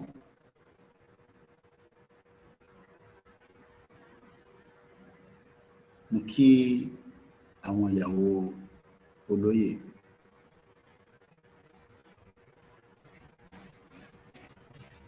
kí wọn dáadáa. Imagine your wife has to accept what you want, not what they want. Ẹ ti get ọ̀rọ̀ mi. Àwọn ìyàwó bá accept me pé nígbà tá a ti sọ pé nǹkan táwa fẹ́ nìyẹn. My mom was awake all the way through. Hardly she was able to sleep for hours. The same thing pẹ̀lú ìyàwó olóyè, the same thing pẹ̀lú ìyàwó tèmi. Mo rà àwọn ọmọ ọdún àbá sọ̀rọ̀. Where are you, Dad? Where are you, Dad? I'm traveling. So you expect my children to return back to that Ekiti, Ondo, Ijebu, Ibarapa with low quality life possible. Agbọ́dọ̀ takínú ìtàn lélẹ̀. Ìtàgbéra ni a máa takán dé lẹ́nu. Ẹni máa kú ló máa kú, ẹni máa yè ló máa yè. Èmi kọ́ àwọn ọmọ mi kúrò ní London kọ́ wá sílé o. No, never for now. Kódà tó bá náà fi wá sọrí dé, I would disagree with them.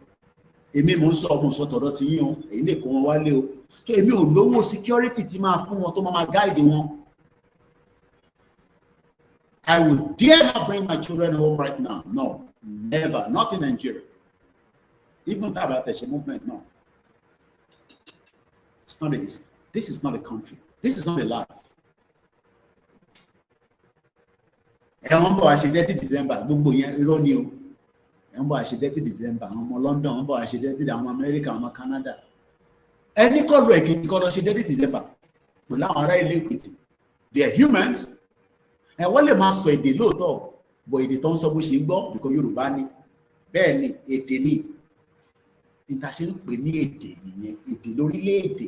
Gbogbo èdè tó ń sọ ní Oǹdó, Àkúrẹ́, Ọ̀wọ̀, ìlú Ọmọlúkà, bó ṣe ń sọ mò ń gbọ́.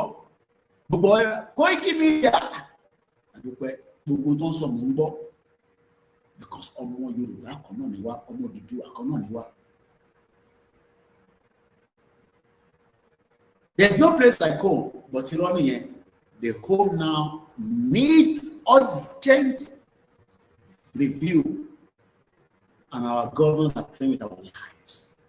Mo ń wo Okorocha, òun náà ti di pastor. Okorocha, ó ti di pastor, ló ń gbàdúrà. Ó ní Ọlọ́run máa tóbi lọ́ba. Hallelujah. If you are from Ondo State and Ekiti State, and you have not fully get involved in Yoruba nation, kódà bẹ́ẹ̀ kọ́lé sí the best part of Ekiti State and Ondo State, ẹ ṣì máa drive kọjá níbi tí trailer máa gbà yín dànù. Kò ń ṣe ìpè. Ẹ̀yin lè kọ́lé tó dáa, bọ̀ ṣẹ́yìn lẹni títì ẹ máa fi drive kọjá àbí airport tó function lè fẹ́ lò. You can see that we are playing with your life. Ẹ fẹ́ yẹ fi play ludo. Ẹ ń takò lóyè Ìgbòho. Ẹ lọ bẹ̀rẹ̀ tó ń ta ilox kan. Ó wá gbé ilox yẹn. Àwa ń gbé wọnú Ìgbàgà, Ìgbòho. Even though pẹ̀lú tó jẹ́ bí a 17 inch àbí 18 inch náà táyà kọ̀ọ̀kan. Kò lè kànlẹ̀ ní báwo ìfẹ́ kànlẹ̀. Gbogbo àwọn mọ́tò tó kù tó wà lẹ́yìn ìyá jẹ́ ṣé gbèsè. Ìyá jagun kọ́dọ̀ máa wà pẹ̀lú ìyá yẹn. Ìyá 70 plus. Ará àdó òyìnbá dẹ̀ jókòó sí abroad. Ìyá 70 plus káàkiri pẹ̀lú olóyè màmá Ìgbòho tẹ̀lé káàkiri pé kó má jẹ́ òun nìkan. Òmeyọ̀ ọ̀dọ́ tẹ̀lé káàkiri ológun olúwa. àwọn èèyàn wá láti Ìbẹ̀jú, mo rí bàbá kan wá láti Ìbẹ̀jú Lẹ́kì, ẹ rí fídíò yẹn, iṣẹ́ pọ̀ lọ́wọ́ wa gan, ní tó wà ní kámẹ́rà àìtí kò yẹn jáde torí fóònù àìtí ló tàn. Mo ṣe interview fáwọn Ìbẹ̀jú Lẹ́kì, bàbá yẹn ń lo ọ̀pá, kò ń ṣe tẹnu inú bọ́ọ̀sì lọ sùn mọ́jú, inú bọ́ọ̀sì tó gbé wọn wá lọ sùn mọ́jú látàlẹ́ títí dàárọ̀.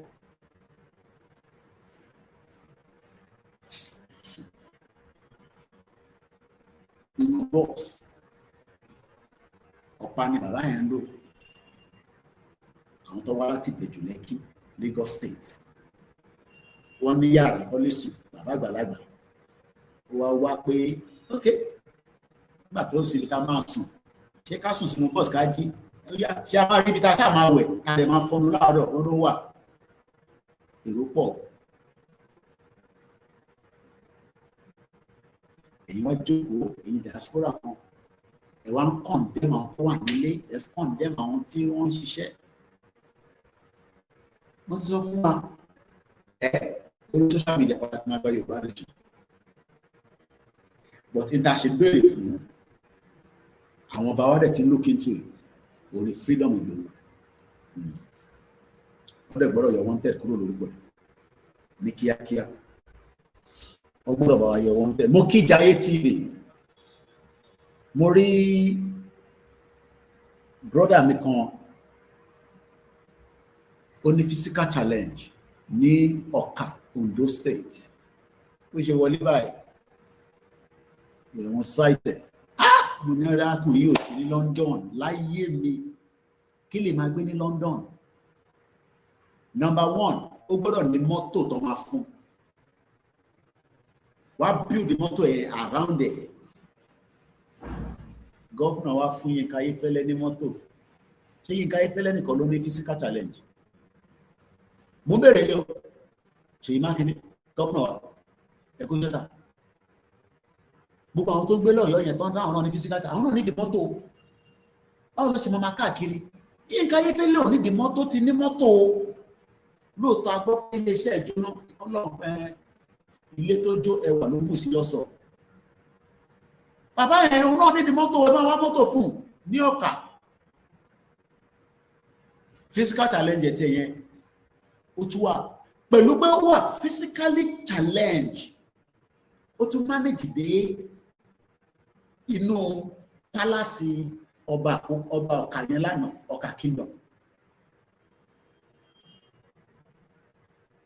Kí physical challenge nílò, kódà ẹni tó ń tiro lásán ní London, tó bá kọ̀ gbọ́ pé ẹsẹ̀ ò balance, ó ń tiro, ó lè tó wọn máa gba fún ìtọ́jú.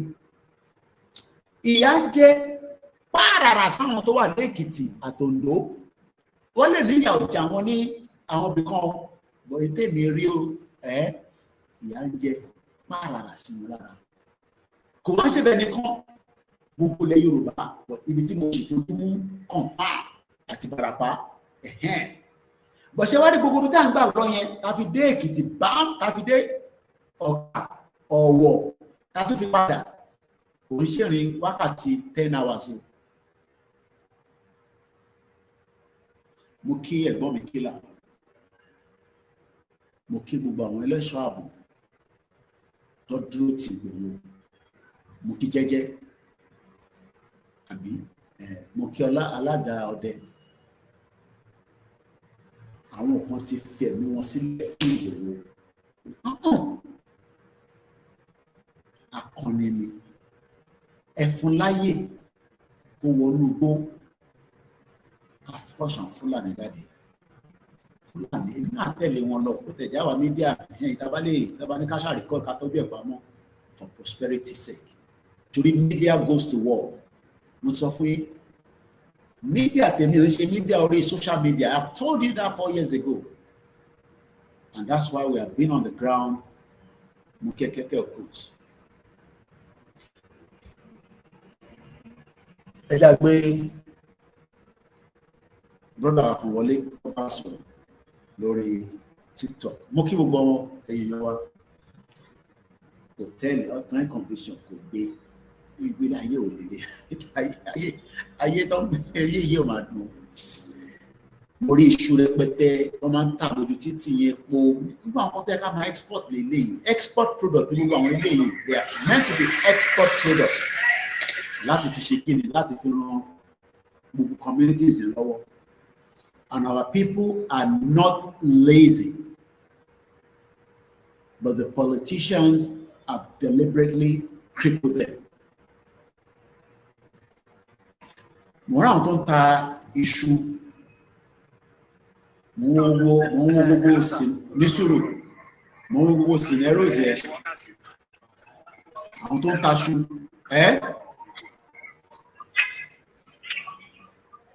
hello. Yes sir, mo fẹ́ ṣòyìn ní ibi tíṣẹ́ gbé sà kí gbogbo àwọn tó wà kán lè rí sà kán lè rí pé kì í ṣe pé bóyá àwọn parọ́ sà. Èrò làbẹ̀rẹ̀ pa àparọ́ wọ́n máa ń fi hàn parọ́ ni. Àti àwọn kan sọ lórí program láàárọ̀ pé bóyá à ń dìsífù àwọn èèyàn ẹ ti ń wo ẹ́ńjìn mọ́tò wa ní tó ṣe ṣe lọ́wọ́lọ́wọ́ báyìí ẹ ti ń wo báyìí sà. So wọ́n ní parí ẹ̀ léde fún yẹn. Wọ́n lè parí wọ́n tẹ̀ tí gbé sára mọ́tò ní ilé rẹ̀ ń wò lẹ́yìn ẹ ti ń wo ẹ́ńjìn yẹn òní náà ń ṣe lọ́wọ́ báyìí sà.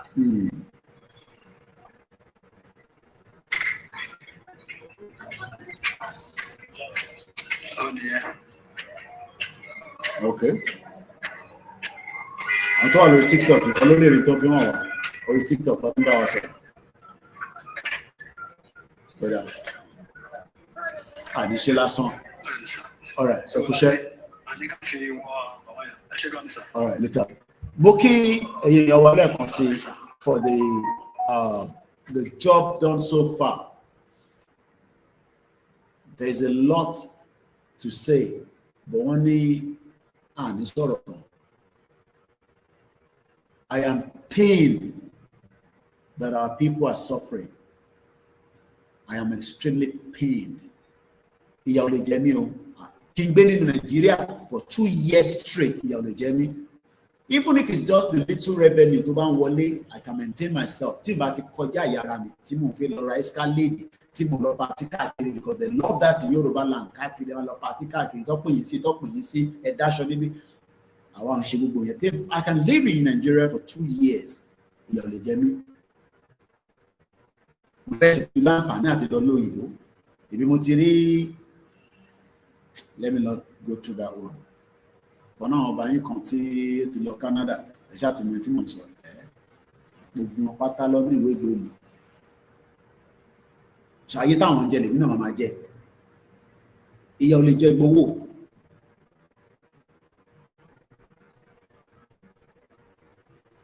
Ìyà ò lè jẹ Igboho.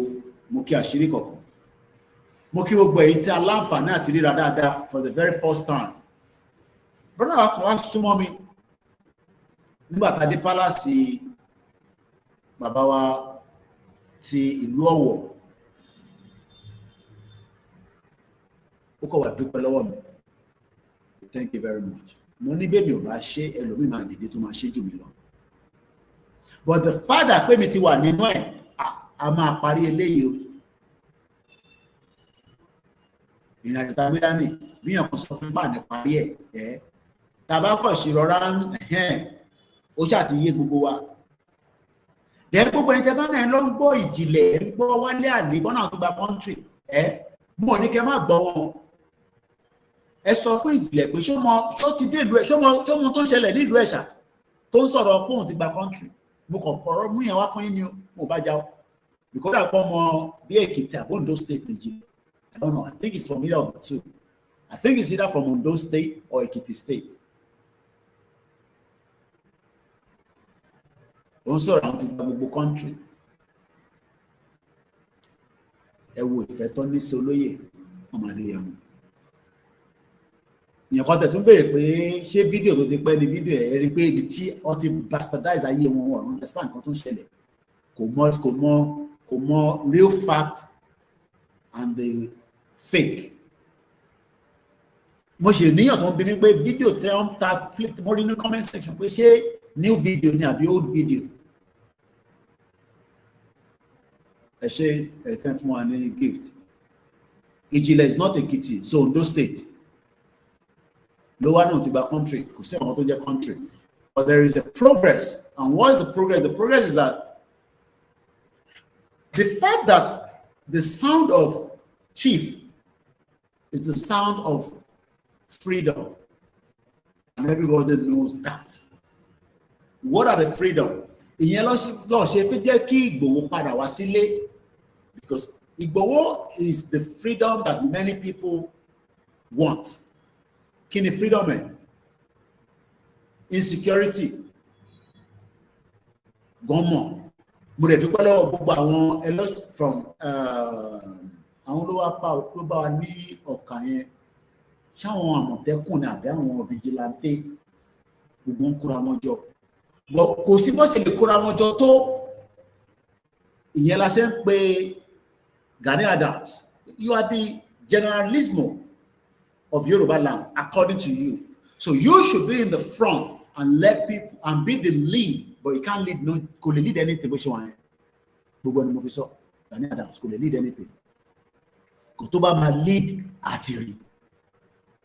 Ó ń ṣe pé ká máa lọ party ká kọ́ àwọn èèyàn dání là ń sọ. Àní ká bọ́ṣọ agbádá sílẹ̀ ká wọnú igbó tẹ̀lé àwọn wèrè yìí.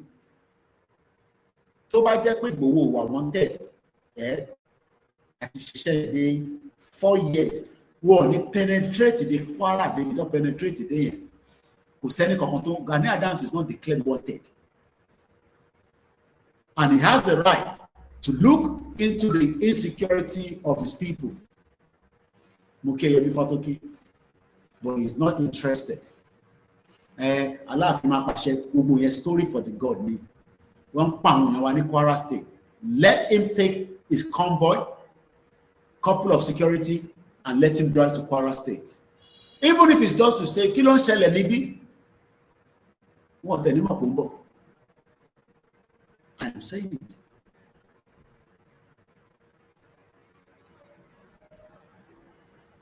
That is the difference between Gani Adams and Igboho. Kò ń ṣọ̀rọ̀ jà. Jagunjagun yàtọ̀ sí jagunjagun. Jagunjagun ni Igboho. Ó náà yìí bàbá wa tú wá lẹ̀. Tú wá lẹ̀. Ẹ tú wá sílẹ̀.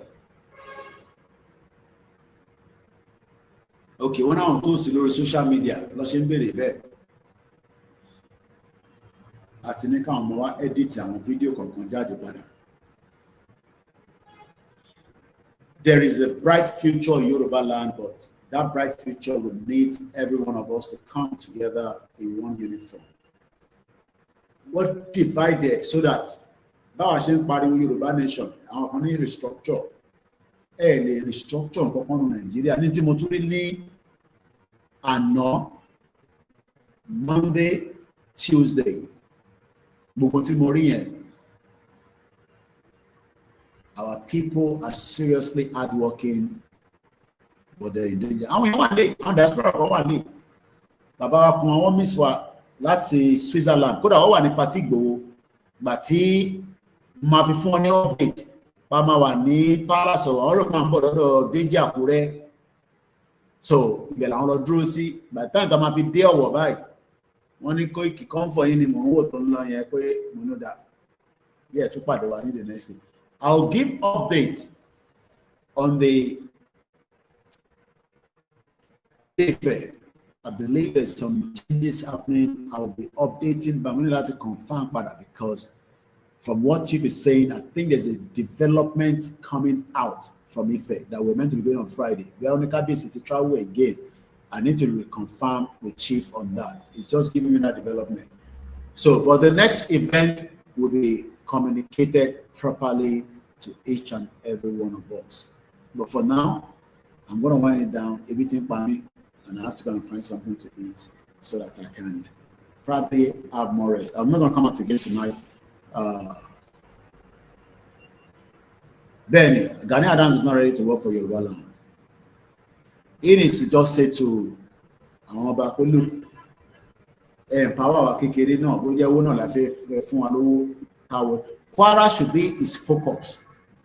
Tó bá fún olóyè ní lálẹ́ pé all clear alẹ́ èmi àtòlé pẹ̀lú àwọn tẹ́ kájọ lọ àgbéra àdé Kwara lálẹ́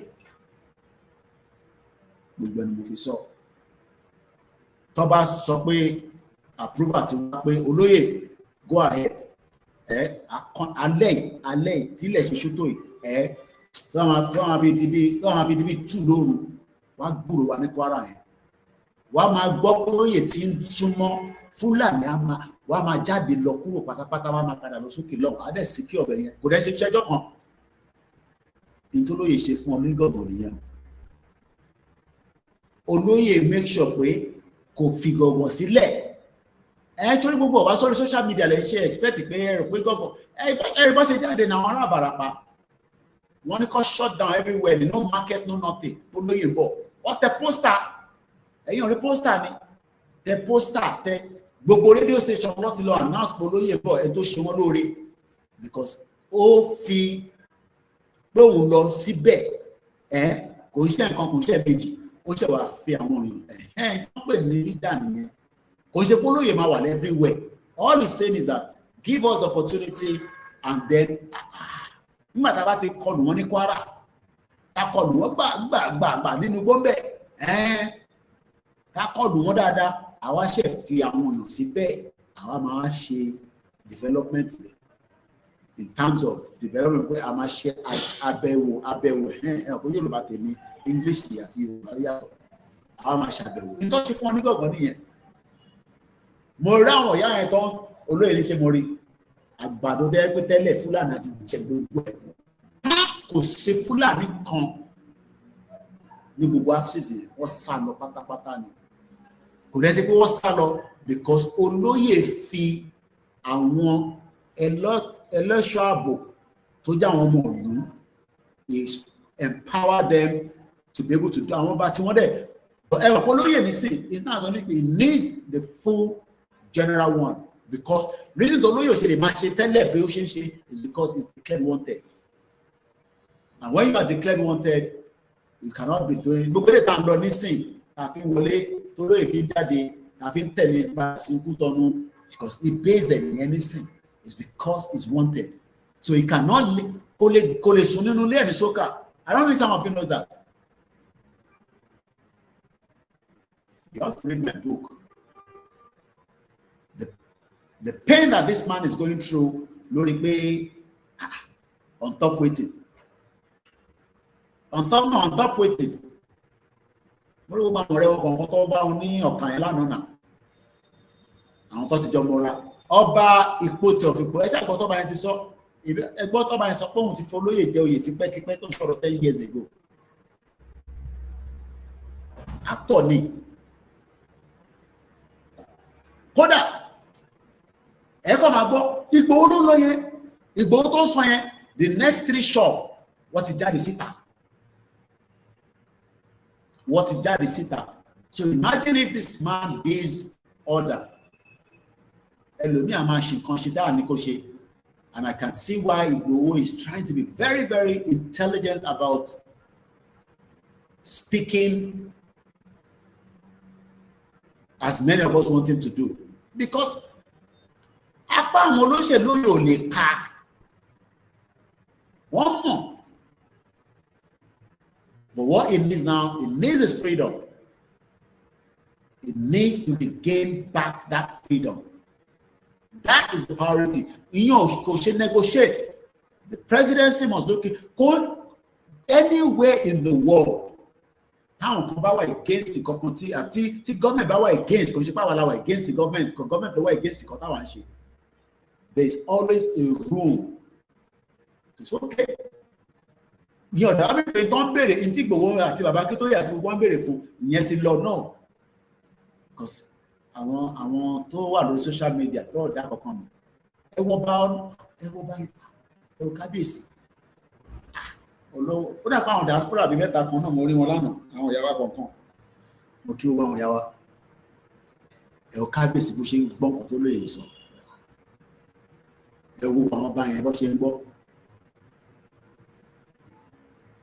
Our best bet is to exit Nigeria so that we can have a life. The life we can still have. I will teach you Yoruba. I have 15 minutes and we'll end the broadcast.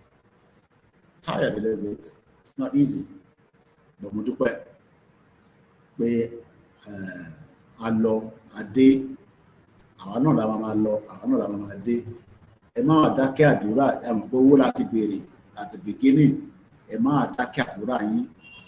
Olúkálùkù ọ̀nà tẹ́ bá mọ̀ ẹ máa fi àdúrà ràn wá lọ́wọ́. Gbogbo àkàrà tó bá oyè yín bí ẹ ṣe máa sọ, we will continue to go and we come back. Ẹ̀yin tẹ́ wà ní diaspora, your heart is whole, but the home is not ready for you in terms of what is happening. Kọ̀mí gbẹ́ ilé wa dé, mo mọ̀ àwọn tó ti dé, àwọn yẹn máa sọ fún àwọn around, Mr. Koiki were around, Akọ̀níká kiri. But there is a big problem that our 60 million plus are in danger. And if Tawaba were comfortable, and Towa Nini were comfortable, they are Eshegoni Yawadupe Agbola. Thanks so much, everyone that have joined for the token. 2,000, 50,000. All these are money that we are running. I have to money. Because the plan was to come up at a Sekiti, call us sort of Baba Olupoti of Ekoti. That's the plan. Right now, Moto to finish sharing on it. Anthony Kubowo wa but our land reposi at so yetele but our fix moto yen nisin. Ṣé ma tún ní kó fix moto fún rẹ̀? Ṣé mi mo rán lọ sí Ekiti? Àbákúrẹ́ do ọmọ Yorùbá ní òun náà wà in the movement. A ti ṣe tó yẹ fóun náà fún family ẹ̀. So ẹ ràn wá lọ́wọ́. So máa láti pa àwọn staff wa nísìn. So ọmọ ní láti book another hotel. It's not expensive hotel, basic one. Tó máa sùn mọ́jú. The plan was olóyè ní tó bá kúrò níbẹ̀ tó bá rí mọ́tò yẹn ṣe kó máa lọ sí Ekiti. But right now they can't move to Ekiti. So they have to stay put back in Akure and then we see what next happen. So mo ní láti lọ ṣàrímẹ́ǹtì yẹn pẹ̀lú wọn lẹ́yìn. Ọlọ́run ọbẹ̀ Elédùmarè á ràn gbogbo wa lọ́wọ́. Ẹran state yín lọ́wọ́ ẹ má fi wọ́n sílẹ̀ ẹ̀yin diaspora. I know that there are many people that might be very deceitful, but ẹ wá àwọn tó jẹ́ the right kò ń ṣe ẹgbẹ́ kan ló wà ẹgbẹ́ pọ̀. But what I'm saying is that work with your state no matter how small. Ẹ work pẹ̀lú state yín. Each of your state is your state. Ọmọ Ògùn state lèmi, ọmọlẹ̀ Oòduà lèjì mí. Lánàá nísìn, ṣẹ́yìn ò dá life mọ̀ ní tẹ́ bá wọ life, ẹ̀ ń béèrè pé ṣé life lélẹ̀. Àná nísìn àwọn ṣókè Ògùn, wọ́n ní àbá Koiki, walkie-talkie mọ́ ní kò sí walkie-talkie mọ́, èyí dára ti distributed. Wọ́n ní mo promise ẹ kò pín kò tó. We can never have enough of everything. And that is a fact. We can never have enough of everything. I wish we would state ló ní boss méjì tẹnu tó máa fi move. Tó bá tẹ̀ máa move extra sí state kankan máa ní boss tiẹ̀. All these things cannot be possible because there are many. How do I join a state? Ẹ gbọ́dọ̀ communicate.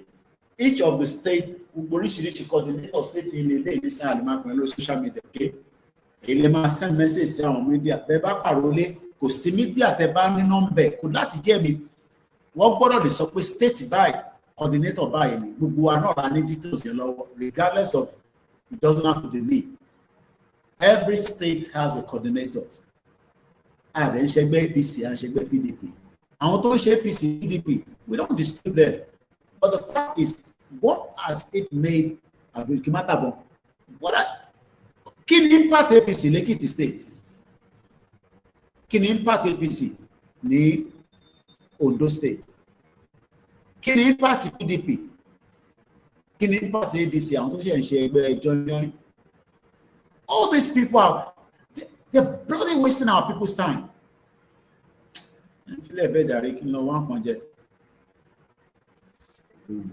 poverty left poverty ilẹ̀ wa sùn lọ rẹpẹtẹ ẹ̀yin diaspora tó bá ralẹ̀ tẹ́ bá pè mí pé kí Ìgbòho wá dá sí kò ní dá sí o ní tó wà lọ́wọ́ Ìgbòho pọ̀ gan fraud everywhere agbé géètì síbí kan wọ́n tẹ̀ ọmọ mugun àwọn diaspora yẹn mú dáadáa agbé géètì wá yan ya picture ẹni kan show yín ní fídíò 360 bẹ̀yẹ pẹ̀lú drone ẹ rí pé inú gbó lẹ̀ ralẹ̀ sí inú igbó tẹ̀ lè gbé inú igbó tẹ̀ lè gbé ó bẹ́tà kẹwàá tẹ máa fowó yín ṣe láàbùrọ̀ for now ẹ má balẹ̀ tẹ́ ẹ̀ kankan pẹ̀lú kẹwàá máa pe Ìgbòho pé Koiki bá mi wá Ìgbòho wọn ti mú lọ ralẹ̀ ilẹ̀ tí mo ra yẹn dubious everywhere gbogbo tó fẹ́ ká fi gba country náà nìyẹn because tẹ bá fẹ́ ralẹ̀ níbi tí ayé dé nísìn ó yẹ kẹ́ lọ sórí kọ̀mpútà ó gbọ́dọ̀ lọ sọ pé ilẹ̀ yẹn wà ìmú ló wà ó yá ẹ̀kọ́ lọ yẹn ẹ̀kọ́ lọ sí local government yẹn a ti ní nọ́mbà tó máa fún yín a kò gbé wá ní gbìrìrìgìgìgì this area is still not yet developed there's no water there's no pipe borne water there's no road can you buy it yes or no ẹ̀yin lè máa decide ilẹ̀ sùn lọ lóòótọ́ kò sí ṣe buy development níbẹ̀ gbogbo ẹni mo fi sọ mo challenge anybody kó wá sọ pé tí mo sọ gbọ́n mo ní kọ́ máa ṣe business wọn ẹ farabalẹ̀ ẹni kan fún yín ní 360 view of the area kẹtọ́ra lẹ̀ síbẹ̀ àfi tó bá yẹ kọ́ fẹ́ rà pamọ́ ìpínlẹ̀ kì í bàjẹ́ bọ̀ pé ibi tẹ fẹ́ lọ gbé yáfàtẹ́ bá rí táyà wò ó ibi tẹ fẹ́ rà lẹ̀ sí yẹn ẹ lè gbé bẹ́ẹ̀ kódà ẹ lè kọ́ bọ́ngálò síbẹ̀ especially yìí mọ àwọn grandma wa tí ẹ wà very careful wọn náà tó talẹ̀ wọ́n tajà ní but ẹ ṣáà nìkan fún ní 360 drone footage tọ́ba àwọn olè fi drone tiwa ṣe ẹni àwọn tó ní drone pọ̀ torí drone tiwa ilẹ̀ Yorùbá lè rà fún ní táwọn ẹbí ṣe wọn lẹ tí ń rìn yẹn agbábá gbé géètì síbẹ̀ bá mi ní ṣorélè mo ní kí ni àwọn diaspora rẹ̀ lọ máa rà lọ́wọ́ wọn ìyẹn mo ṣe sọ fún yín o kẹ máa ní ẹ̀gbọ́ o torí gbà ẹ máa ní ẹ̀gbọ́ nísìn ìyẹn kan ní pè mí Koiki ilẹ̀ tára yẹn àmọ́ pé bó ṣe rí nìyẹn do your àwọn tẹ máa pè náà nílé wo ọ̀tọ̀ ń ṣiṣẹ́ papọ̀ ni o bí a kẹ wá independent person kan kẹkọọ ní kó bá yín lọ chẹ́kẹ̀ mo ní kẹ má ralẹ̀ kẹ má invest ẹ lè ra ìjọba pé bí àwọn ọmọ yín tó fẹ́ wá láti Amẹ́ríkà kọ́ ní dé torí àwọn ọmọ mi ò ní wá sí Nàìjíríà gbogbo lè tára yẹn àwọn ọmọ yín ò ní wá sílùú tó wà dìvẹ́lọ́pù òtítọ́ lè rí sọ fún yín I have nothing to gain ara lè sí inú igbó kan inú igbó tó ní develop after 20 years tàbá tó gbà pé ẹ support Yorùbá nation tá máa pull out ó ṣe ṣe káwọn bẹ̀rẹ̀ develop àwọn àádọ́ ìgbìyànjú àwọn èèyàn tó ń manage ara wọn náà wọ́n manage ni àwọn ti understand life táwọn ń gbé yẹn kò dẹ́ ṣe fáwọn èèyàn wọ́n gbé nígbé ayé tó dáa náà ibi táwa náà dé síta sùnmọ́jú ìyàwó mi kan béèrè pé iṣẹ́ ilé ọba ní asùn yẹn ni mo ní kan náà àwọn tàjọ ń ṣe movement mo ní bẹ́ẹ̀ ni standard orí WC mo ti yàgbẹ́ tó ń ṣe short put tí mo ṣe lábẹ́òkúta grammar school standard ìyẹn ní Èkìtì so our people are living a better life but not everybody can have WC in their house òmùgbọ́n pé WC bí tí wọ́n máa ń gbọ́n ṣẹ̀ sí ní toilet people are living a better life but wọ́n kọ́ wọn bọ́ ṣe manage ara wọn àmúdélé tí a gbé bẹ́ẹ̀ mi náà ṣe gbé TV làwọn náà gbé síbẹ̀ wọ́n wo YouTube kódà íńtánẹ́ẹ̀tì tí wọ́n mo tún lò lẹ́kìtì bíbá iná máa ń gbádùn ẹ máa gbé dárúkọ kò dẹ́ ṣe bàbá Èkìtì ẹ má rò pé bàbá Èkìtì ni tí bàbá Èkìtì nìkan kọ́ ló gbé lẹ́kìtì so mo kí gbogbo alẹ́ nǹkan sí Warri Jinaduni why SDM is more than any individual Yorùbá title fame 419 political ambition wọ́n ti bẹ̀rẹ̀ sí jáde nísìn lùlùgbàgà ìgbàgà we have 4 minutes ìlùlùgbàgà yẹn irọ́ ni o àwọn olóṣèlú mọ bó ṣe ń ṣe jìbìtì àwọn tí mọ̀ nípa ẹ̀ tipẹ́ ẹ̀rọ ọ̀pọ̀ olóyè mọ̀ wọ́n dáadáa ìyẹn lolóyè ṣe sọ pé ẹ má tàn àwọn èèyàn wa mọ́ ẹjẹ́ àgbàlẹ̀ wa kólúkálukú gbádùn kó má jẹ́ pé mi nìkan. Because ẹni tó ní siren tó ń lọ nínú convoy tó dẹ̀ ní ẹrú tó ní security tó dá lọ́wọ́ ẹni máa kọlù ẹ máa try kò ṣe gbogbo ilẹ̀ lè ṣe bẹ́ẹ̀ tẹ bá ti mọ̀ pé ẹ lè ṣe bẹ́ẹ̀ tẹ bá ti wá sílé ẹ̀rọ a máa ṣe díẹ̀díẹ̀ Ọlọ́run ní jẹ́ ká fọwọ́ ara wa kó bára wa o ẹ̀yin diaspora lè ní bá sọ̀rọ̀ láò ọ̀rọ̀ Nàìjíríà ò gbà bẹ́ẹ̀ mọ́. We have 4 minutes to the end of the program. Láwù yẹn ọ̀rọ̀ Nàìjíríà ò gbà bẹ́ẹ̀ o take you out and you are gone. The country is facing mo ti ní time bí a bá tún ní time mo ti book it down. American sọ̀rọ̀ insecurity Nigeria mo ní à ẹ̀yin lẹ́sẹ̀ máa sọ fún àwa mo rí lánàá. I've been very busy. I've not even watched the news. Ìtagbé dání tọ̀rọ̀ lóye ìyẹn ló jẹ wá lógún kọ́ fún wa ní freedom ẹ̀kọ́ ṣe gbogbo videos wa tó wà níta ẹ bá wa share ẹ bá wa pín a ṣe kéékèèké a ṣe ńlá internet yẹn poor gan a struggle àwọn staff wa wọ́n struggle gan what they trying their best so tó bá ń lọ tẹ̀tàbádẹ́ wà lórí show Koiki kò sí ó mì báyìí ẹ ra bọ́ọ̀sì satellite bọ́ọ̀sì fún mi tẹ́ pé a máa gbé yẹn síta bá ṣe ń lọ sí palace àti gbé síta a máa fi ṣe transmission mọ́tò kan ló ti mọ́tò nísinsìnyí ẹ náà ló ti dẹnu kọlẹ̀ báyìí nísìnyí tán fix lọ́wọ́ báyìí nísìnyí ẹlòmíì diaspora ẹni mọ́tò ẹ pàkẹ́ sínú lẹ́yìn èyí tí ẹ fẹ́ fún mọ́tò yẹn kalẹ̀ máa bá yín lò ẹ gbé sórí orí odó ń bẹ̀. mo kí gbogbo ẹni tẹ́ ń support wa jàre Ọlọ́run bá ń wà pẹ̀lú yín ẹni tẹ́lẹ̀ náà support ẹ̀ má wọrí ilé làwa wà mo sọ fún yín 27 years mo gbé ní UK wo kódà mo tẹ̀ ń wò bí ẹ̀kọ́ bá tẹ̀ fún mi láyè kí wọ́n máa gbé lọ́dọ̀ wọn gbogbo ẹ̀ ń dùn mọ́ mi àwọn lọ́dọ̀ Olúkòtì ní kábíyèsí bí wà nígbà atẹ́gùn bá fẹ́ dáadáa wọ́n ṣe ẹ̀ àbí ká bẹ́ẹ̀ wá bí kan ní yàrá kan táwọn bá mi ọ̀pá ìṣe wà wọ́n tẹ̀ èmi padà lọ ṣó máa gbé àwọn ní bàbá mi ẹ̀jẹ̀ sì ń dáhùn náà tí bá sì ń dáhùn máa padà wá.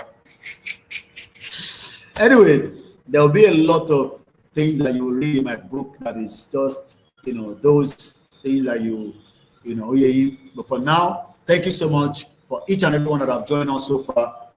Kí má bàa rojú pé Koiki àrojú ẹ̀ látijọ́ ẹ̀ kí ló dé. I was behind the camera more of the time. We did our best. Mo kí gbogbo àwọn tó tẹ̀lé olóyè lọ pátá. Ẹ bá mi kí gbogbo wọn pátápátá. They did very well. And I kí ìjọba state kankan lọ náà that they did not trouble us. We're grateful to them. From Ondo State Governor. King Ondo State Governor. Shayida Tiwa. Which one is Ekiti? I might be mix one up. Which one is Ekiti? Ekiti State Governor. Moki Governor Mejeji. Biodun Oyebanji. Shayida Tiwa ni Ondo State. I'm right here. Say, but so I key the governor of, because they could have troubled us and it could have been a problem. But if we came Babawa, a block you at the problem. At the problem with you. But we're grateful so far that all the governors, not that we approve it, but approve misquote me, governor, no. But again, this is their state. And it's a security, it could be a security threat to them. The Wombo the state you know what? But again, we don't want the power. Kilo shele, if you go see now. Moki Oba Solomon dada into ba mo ni Koiki agbenuso Igboho ki won dada. Mo gbọ́ program yìí gbogbo bí tẹ́ sọ̀rọ̀ sí náà tó kù náà gbogbo náà la gbọ́. Olóyè náà àwọn náà gbọ́ díẹ̀ lánàá, but apparently the connection was not very good. Moki Prince Adewale Moki Gana Loyede Moki gbogbo lẹ́ẹ̀kan pátápátá stream yàtá ṣe ló yẹn free ṣe lélẹ̀ náà so ẹ ṣàánú wa kí iléeṣẹ́ ìkó lè máa lọ síwájú. Moki bàbá wa Adéyẹmí Moki gbogbo àwọn staff wa lẹ́ẹ̀kan sí àtàwọn tó tẹ̀lé wa lọ àtàwọn tó tẹ̀lé wa lọ. Koikimedia bringing the work closer to your doorstep. We'll be out again. I'll be giving more update, but like I said, from what Chief just told me before I came on air, it seems that the Friday to Onis Palace is still not very fully confirmed, because when the Kábíyèsí to travel laning, their Kábíyèsí Mawadinola or Madila on Friday is what we don't know yet. So, and today is a Wednesday, but again, if there's any more development, I'll be coming out, or my staff will be giving that update, because in the Kábíyèsí is often I want to see availability and quick see Friday. But right now again, Chief is giving me update that Friday again is still not yet fully confirmed. But no matter what it is, anybody that is planning to travel on Friday to Ile-Ife, I'm appointing that full update, whether to go ahead to travel. Latest by tomorrow, you will get a good clear picture, because like at the body, we could see me Wednesday at the Sofan team and come and Jadi later call announce it. So I am not the one in charge of all this, but I am just giving an update on that. Okay, our co, okay, my mom come okay on your home. Oh, do I go wow? Only brother le. Gbogbo ẹ̀yin ọba wa, gbogbo yín pátá, nínú mi dùn pé mo láǹfààní àti rí. At least ó yàtọ̀ sí orí social media àti máa ń rí yín, and I hope that we will see all very soon again. Yoruba nation, no retreat, no surrender. Igboho's freedom is non-negotiable. He needs to regain his freedom, because Igboho is not a criminal.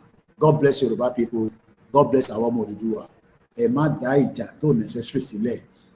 There should be peace on the land. Fulani must be chased out of our land so that we can have our people return back to the farm. And on that note, I say a very good evening and enjoy the rest of the day. Bye for now.